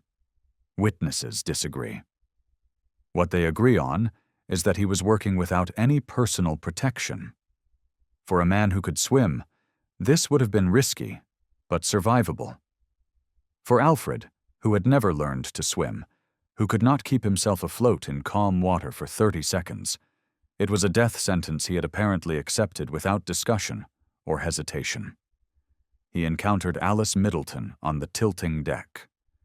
She was traveling in second class, a young woman far from home, overwhelmed by terror, wearing no life jacket. She was sobbing, certain she would die. Alfred removed a life jacket. Survivors later testified that he had obtained one specifically to give away, and fastened it around her. She protested weakly. He insisted firmly. His hands worked the straps with practiced efficiency. Someone who had spent years working with horse tack and understood buckles and leather. She did not know his name. She did not know that the man securing the straps around her chest was one of the wealthiest people in America. She knew only that a stranger was giving her the one thing that might save her life. He sent her toward a lifeboat and turned back into the chaos. Charles Frohman faced his own reckoning on the other side of the ship. His rheumatism made movement nearly impossible on the tilting deck, and he could not navigate without assistance. Friends tried to help him toward the boats, but Frohman seemed strangely serene. "Why fear death?" he reportedly said to those around him. "It is the most beautiful adventure in life." He was quoting Peter Pan, the play he had brought to America, about the boy who never grew up and the children who flew away to Neverland. Whether Frohman actually said these words, or whether survivors later remembered them that way, remains disputed. What is certain is that Frohman made no serious attempt to reach the lifeboats. He remained on deck, watching the evacuation with calm resignation until the ship took him under. The Lusitania was sinking with horrifying speed now. The bow had disappeared entirely beneath the waves, and the stern was rising out of the water at an angle that would soon become vertical. Passengers clung to railings, to deck furniture, to anything that might keep them above the surface for a few more seconds. The screaming was continuous, a sound that survivors would hear in their dreams for decades. Alfred continued working until there was no more deck to stand on, until the water was lapping at his shoes and then his knees. Witnesses who survived reported seeing him in the very final moments. He was not panicking. He was not praying. He was not fighting for a place on the last functional lifeboat. He appeared, one survivor said, as calm as a man waiting for a train. He had done what he could. He had given away his only protection. He had helped every child within reach. Now the ocean was coming for him, and there was nothing left to do but meet it. The Lusitania disappeared beneath the Atlantic at approximately 2:28 in the afternoon, barely 18 minutes after the torpedo struck. No great ship had ever sunk so quickly. The suction of her descent pulled hundreds of passengers underwater, dragging them down into the darkness alongside the ship. Bodies, wreckage, deck chairs, life preservers, and desperate survivors covered the surface for miles. The water temperature was approximately 52 degrees Fahrenheit, cold enough to kill an unprotected person within hours, even if they managed to stay afloat. Rescue ships arrived within 2 hours. The nearest vessels, a fleet of fishing boats and small craft from Queenstown, had seen the smoke and heard the distress calls. They pulled the living from the water and collected the dead. The work continued through the afternoon and evening, rescuers searching the debris field for anyone who might have survived. The final count would take days to compile. Of the 1,159 passengers and crew aboard the Lusitania, that morning only 761 survived. 1,198 people perished, including 128 Americans. It was the deadliest submarine attack in history and one of the worst maritime disasters ever recorded. Ronald Denyer survived. He had followed Alfred's instructions until the very end, helping children into life jackets, guiding them toward boats. When the deck finally disappeared beneath him, he somehow made it into the water and stayed conscious long enough for a rescue boat to find him. He spent the rest of his life telling the story of what Alfred Gwynne Vanderbilt had done in those final 18 minutes. How he had moved through the chaos without fear. How he had given away his only chance at survival. How he had saved children while ignoring his own desperate situation. Denyer never embellished the story, never made Alfred seem more heroic than the facts supported. He simply told what he had witnessed, and the facts were extraordinary enough. Alice Middleton survived. The life jacket that a stranger had fastened around her kept her head above water until rescue came. She spent years not knowing who had saved her, carrying only the memory of a calm voice and steady hands. When she finally learned his identity decades later, she wept. She had been rescued by one of the richest men who had ever lived, and he had drowned because he gave her his only protection. Charles Frohman did not survive. His body was recovered days later, and returned to New York, where the theater world mourned one of its greatest figures. He was buried at Union Field Cemetery in Queens. His tombstone bears no mention of the Lusitania or his final words, just his name and dates, and the simple inscription, "Theatrical Manager." Alfred Gwynne Vanderbilt did not survive. His body was never found. The man who could not swim had given away his only chance at flotation and vanished into the Irish Sea. Search parties looked for him for days, hoping that somehow he had been picked up by a passing vessel, that he might turn up in some Irish hospital or port. But the Irish Sea kept him. His body was never recovered, never identified, never buried. He was 37 years old. Chapter 11. A Gallant Gentleman. The telegram arrived at the Vanderbilt home on Saturday, May 8th. Margaret had been following the news since the first reports came through late Friday afternoon. A ship had been torpedoed off Ireland. Casualties unknown. Survivors being brought to Queenstown. The death toll was still being compiled. She waited by the telephone, hoping for word that Alfred had made it into a lifeboat, that he was safe in some Irish hospital, that the man who had kissed her goodbye 7 days earlier would somehow call and tell her he was alive. The telegram was brief and devastating. Alfred Gwynne Vanderbilt was among the missing. His body had not been recovered. His valet had survived and reported that Mr. Vanderbilt had last been seen helping passengers on the deck, moments before the ship went down.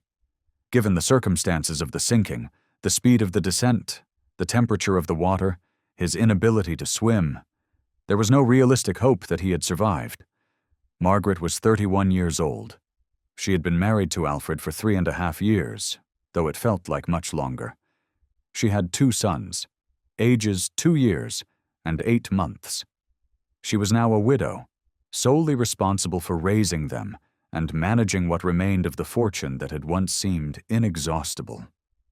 The $10 million divorce settlement to Elsie, the cost of maintaining multiple properties, Alfred's generous spending habits, all of it had reduced his inheritance substantially. Margaret would discover that Alfred's estate was valued at approximately $15 million when he died, barely a third of what he had inherited 16 years earlier.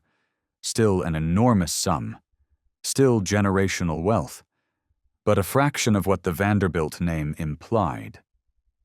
She did not collapse. She did not retreat from public life into grief.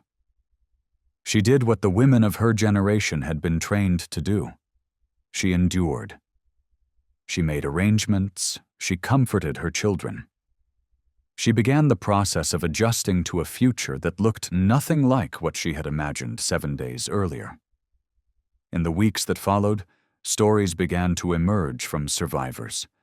Passengers who had seen Alfred working on the deck. Crew members who had watched him helping children. The valet Denyer, who had followed his employer's final instruction until the ship disappeared beneath him. Newspaper reporters interviewed anyone who had witnessed Alfred's final minutes. The accounts were consistent and remarkable.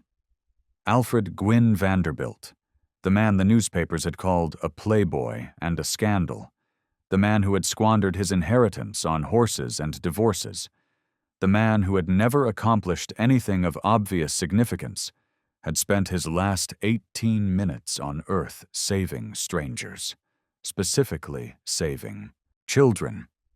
Not prominent children, not first-class children, not children who could somehow benefit his family or enhance his reputation, just children, any children who needed help. The transformation in his public image was immediate and complete. The same newspapers that had gleefully reported on his divorce now reported on his sacrifice with reverent prose. Editorial writers who had condemned his moral failures now praised his heroism. Ministers who had cited him as evidence of the upper class's spiritual bankruptcy now held him up as an example of Christian virtue. The British responded first with lasting commemoration. Alfred's coaching friends, The men who had ridden with him on the Brighton Road, who had admired his skill and welcomed his company despite his nationality and his scandals, could not let his death pass without recognition. They pooled their resources and commissioned a memorial stone to be erected along the route he had driven so many times. The monument stands today on the A24, between London and Worthing, near the village of Holmwood in Surrey. It bears an inscription that captures exactly what Alfred meant to the men who knew him best. In memory of Alfred Gwynne Vanderbilt, a gallant gentleman and a fine sportsman who perished in the Lusitania, May 7, 1915. This stone is erected on his favorite road by a few of his British coaching friends and admirers. A gallant gentleman. The phrase would have seemed absurd a decade earlier, impossible 5 years earlier. Now it seemed precisely accurate, the only accurate description of what Alfred had become in those final 18 minutes. In Newport, 50 of Alfred's American friends contributed to a different memorial. They commissioned a fountain in his honor, to be erected in a prominent location where it would be seen by everyone who passed.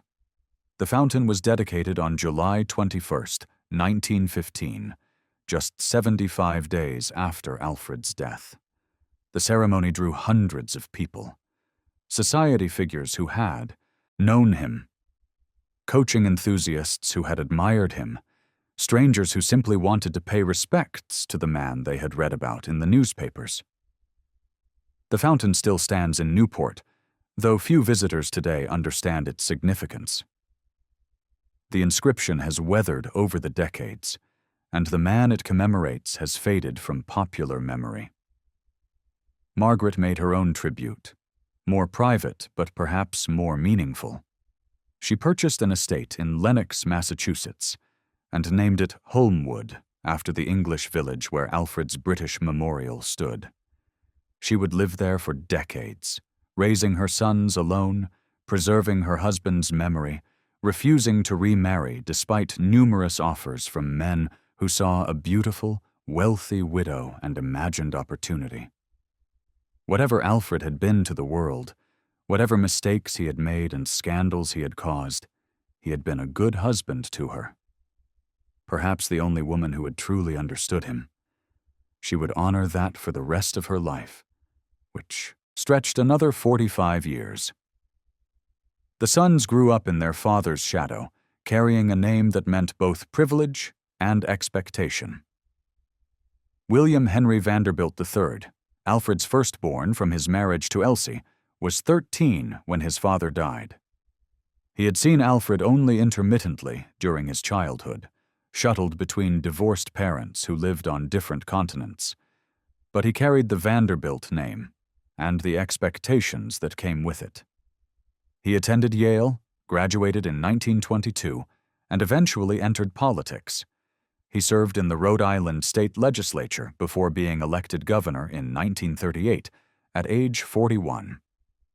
He served 3 terms, bringing a measure of public service to a family that had long preferred private privilege.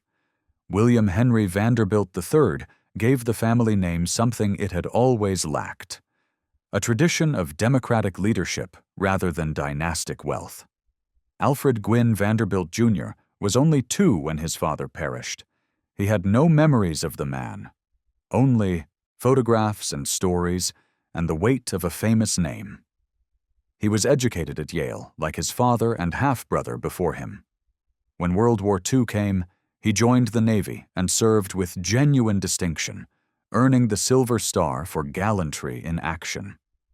After the war, he returned to the family passion: horses. He became one of the most respected thoroughbred breeders and owners in America, continuing the equestrian tradition that had meant so much to his father. He served as chairman of the New York Racing Association and president of Belmont Park.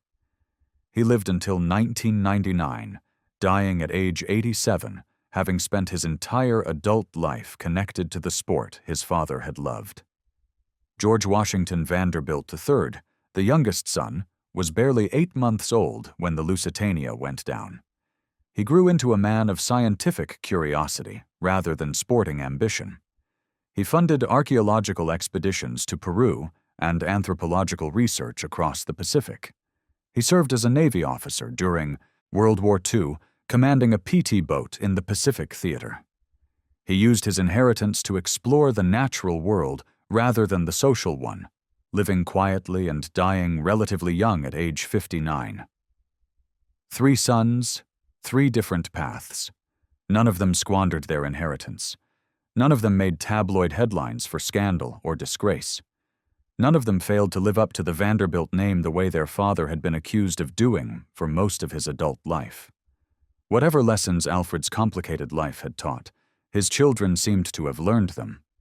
Alice Middleton lived for decades without knowing who had saved her. She remembered the sinking vividly for the rest of her life.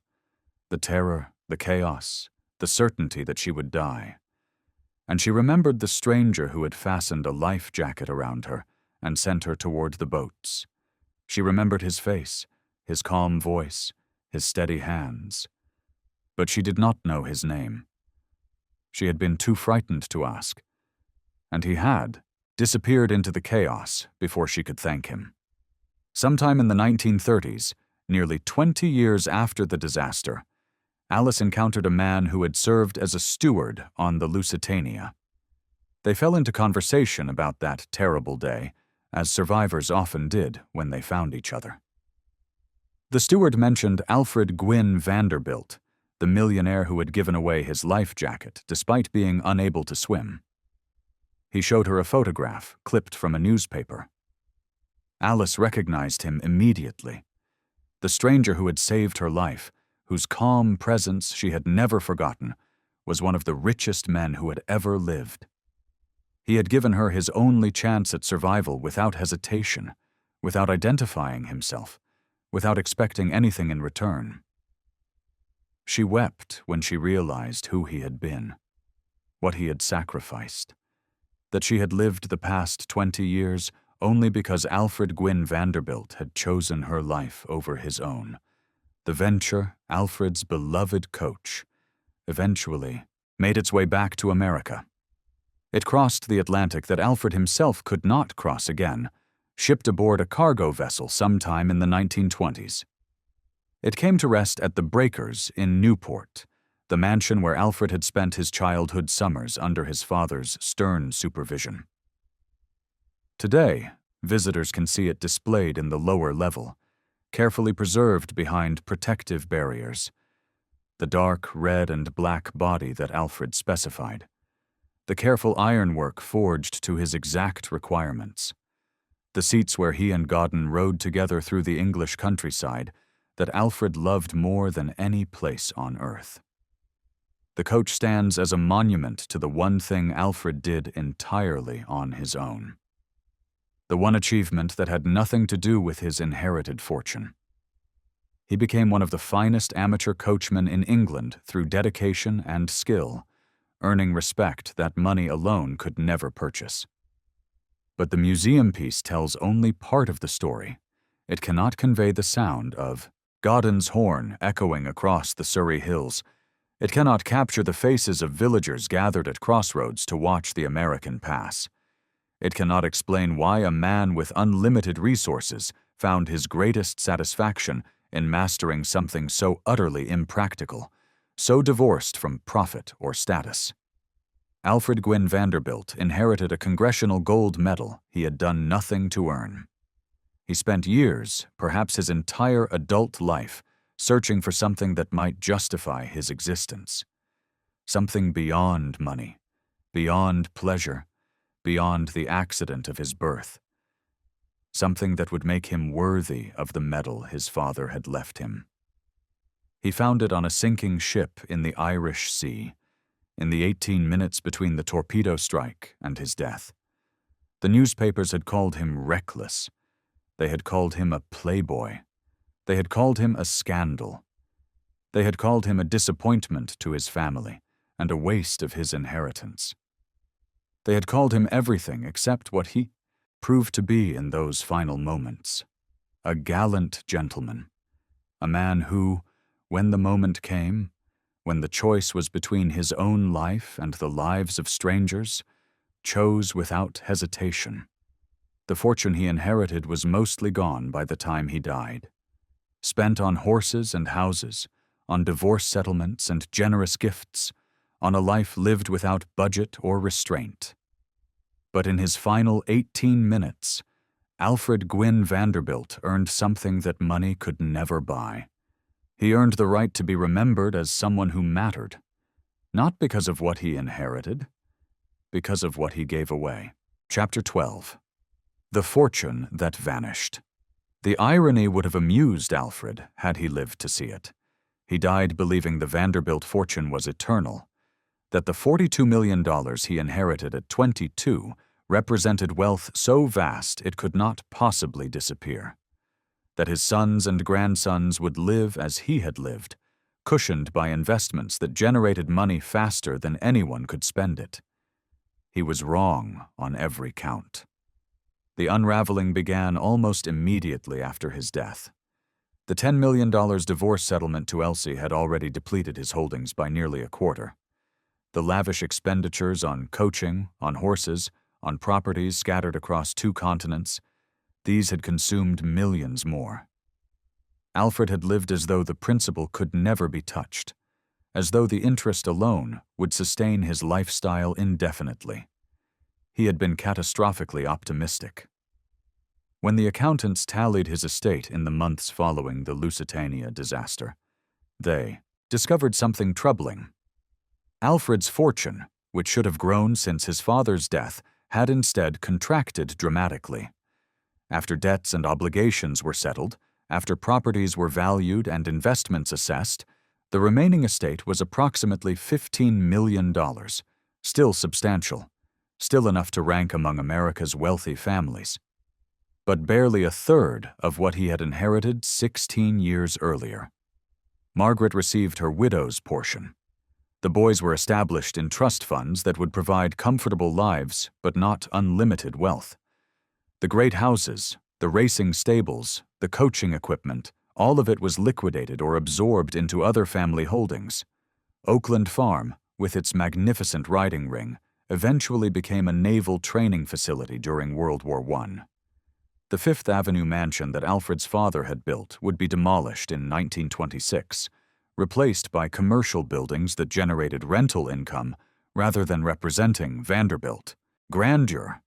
The breakers in Newport survived, but only because it was transferred to the Preservation Society of Newport County in 1948, becoming a museum rather than a home. The dynasty that Cornelius Vanderbilt II had imagined lasting centuries was already fragmenting. But Alfred's story was merely one thread in a larger tapestry of dissolution. The fortune that the Commodore had built, that William Henry had doubled, that Cornelius II had managed with such careful attention, would virtually disappear within 3 generations of its creation. The culprits were numerous and relentless. Taxes played a role. The federal income tax, instituted in 1913, began claiming percentages that previous generations had never imagined surrendering. Estate taxes, strengthened throughout the 1920s and 1930s, devoured wealth at each generational transfer. What had once passed intact from father to son now faced government levies of 50% or more. But taxes alone do not explain the collapse. The Vanderbilts spent. They spent with a ferocity that suggested they believed the money would regenerate itself. They built competing mansions, each trying to outdo the others in size and opulence. They maintained stables of horses that required armies of servants. They threw parties that cost more than most Americans earned in lifetimes. They supported relatives who contributed nothing but demanded everything. Consuelo Vanderbilt, Alfred's cousin, married the Duke of Marlborough in 1895 in what was essentially a business transaction. She brought $2.5 million in railroad stock as her dowry. He brought an English title and a crumbling palace that desperately needed American money. The marriage was miserable. The money was spent. The Vanderbilts acquired a duchess and lost millions in the process. Harold Sterling Vanderbilt, Alfred's cousin, proved an exception to the family pattern. He was a champion sailor, winning the America's Cup 3 times. He invented contract bridge during a Caribbean cruise in 1925, creating a game that would occupy millions of people for generations. He managed his inheritance carefully and died wealthy in 1970. But Harold was an outlier. Most of his generation treated their trust funds as infinite resources. They discovered too late that nothing is infinite. The Great Depression accelerated the decline. Railroad stocks, which had formed the foundation of Vanderbilt wealth, collapsed along with everything else. Properties became unsellable, investments vanished. The Vanderbilts, who had weathered previous economic downturns through sheer financial mass, suddenly found themselves vulnerable. Some adapted. Many did not. By the 1950s, the family that had once controlled more wealth than the United States Treasury possessed was no longer particularly rich by American standards.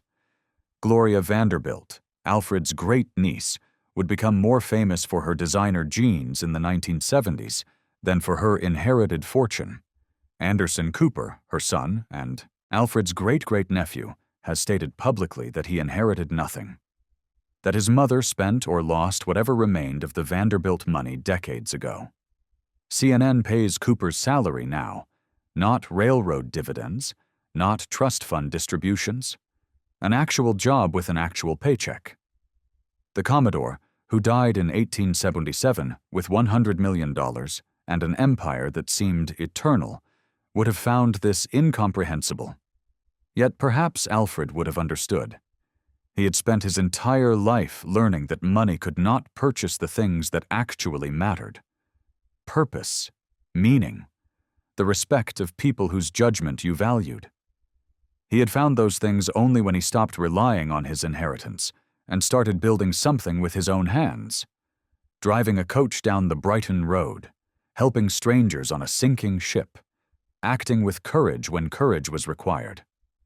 These were the achievements that outlasted the fortune. The memorial stone on the A24 in Surrey still stands today. More than a century after Alfred's death, travelers still pass it, and some still stop to read the inscription. The fountain in Newport still flows. The photographs still exist. The stories still circulate.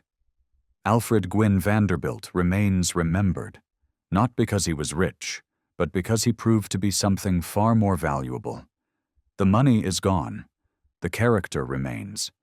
That equation would have shocked his father. It might have satisfied Alfred himself. Chapter 13. The Unanswered Questions. For all the documentation, all the survivor accounts, all the memorials and tributes, certain aspects of Alfred Gwynne Vanderbilt's final hours remain frustratingly unclear. Historians have debated them for decades. The questions persist because the answers died with Alfred in the Irish Sea. The most fundamental mystery concerns preparation. Why did Alfred sail on the Lusitania at all? The German warnings had been explicit, public, impossible to miss. Other passengers had canceled their bookings. Several had transferred to neutral vessels. The danger was not theoretical or distant. It was advertised in the same newspapers that carried the sailing schedule. Yet Alfred walked up the gangway as though submarines did not exist. Some historians argue that he simply underestimated the threat, that he believed the Germans would not dare attack a passenger liner carrying American citizens. That calculation was not unreasonable in May of 1915. America was still neutral. The German government understood that killing Americans would risk bringing the United States into the war. Sinking the Lusitania was arguably one of the worst strategic decisions Germany made during the entire conflict. It turned American public opinion dramatically against the Central Powers and moved the nation closer to eventual intervention. Perhaps Alfred assumed the Germans would reach the same conclusion and refrain from attacking. Others suggest a darker possibility, that Alfred was tired, that his life, for all its privilege, had become exhausting. 2 divorces, a destroyed reputation, the constant scrutiny of a press that delighted in Vanderbilt scandals. Perhaps the Lusitania offered an escape he had not consciously acknowledged wanting.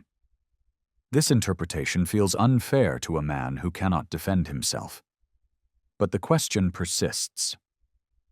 Why would a father of young children, a man recently remarried to someone he genuinely loved, risk crossing a declared war zone for meetings about horse breeding?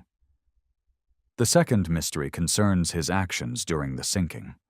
The accounts are consistent. Alfred helped children. He gave away his life jacket. He worked calmly until the deck disappeared. But one detail troubles researchers. Why did he not retrieve a life jacket for himself?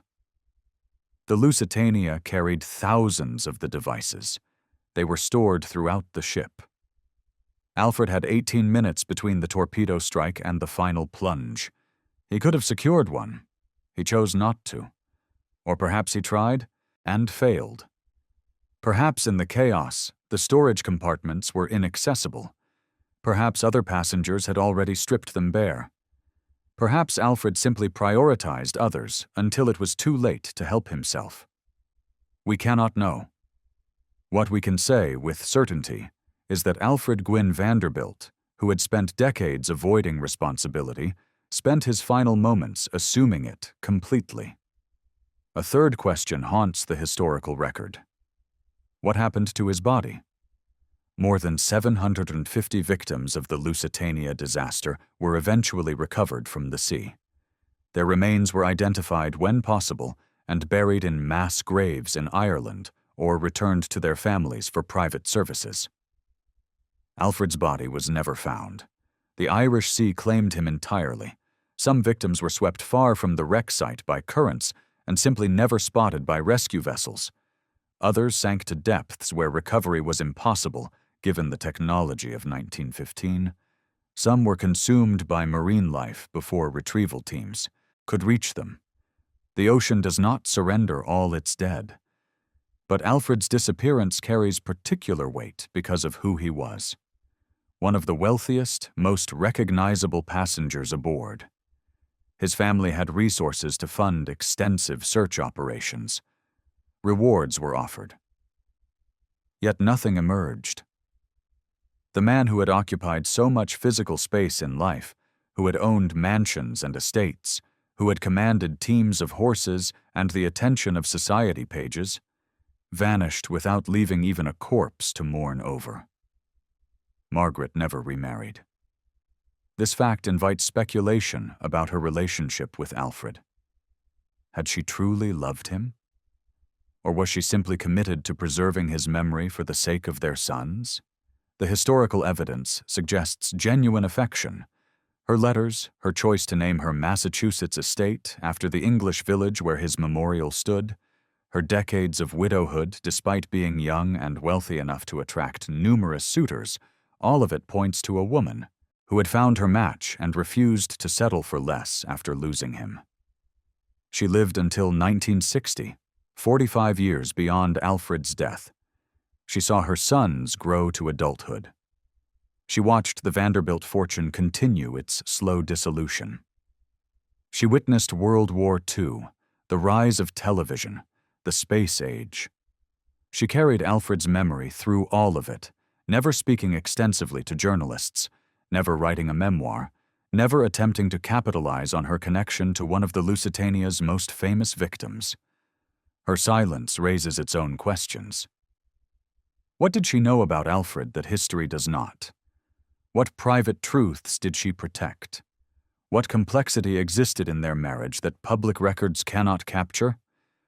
The final mystery concerns legacy itself.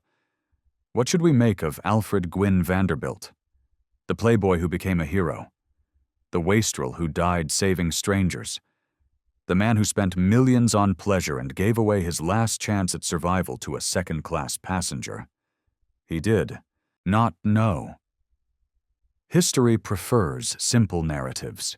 heroes and villains, success stories and cautionary tales.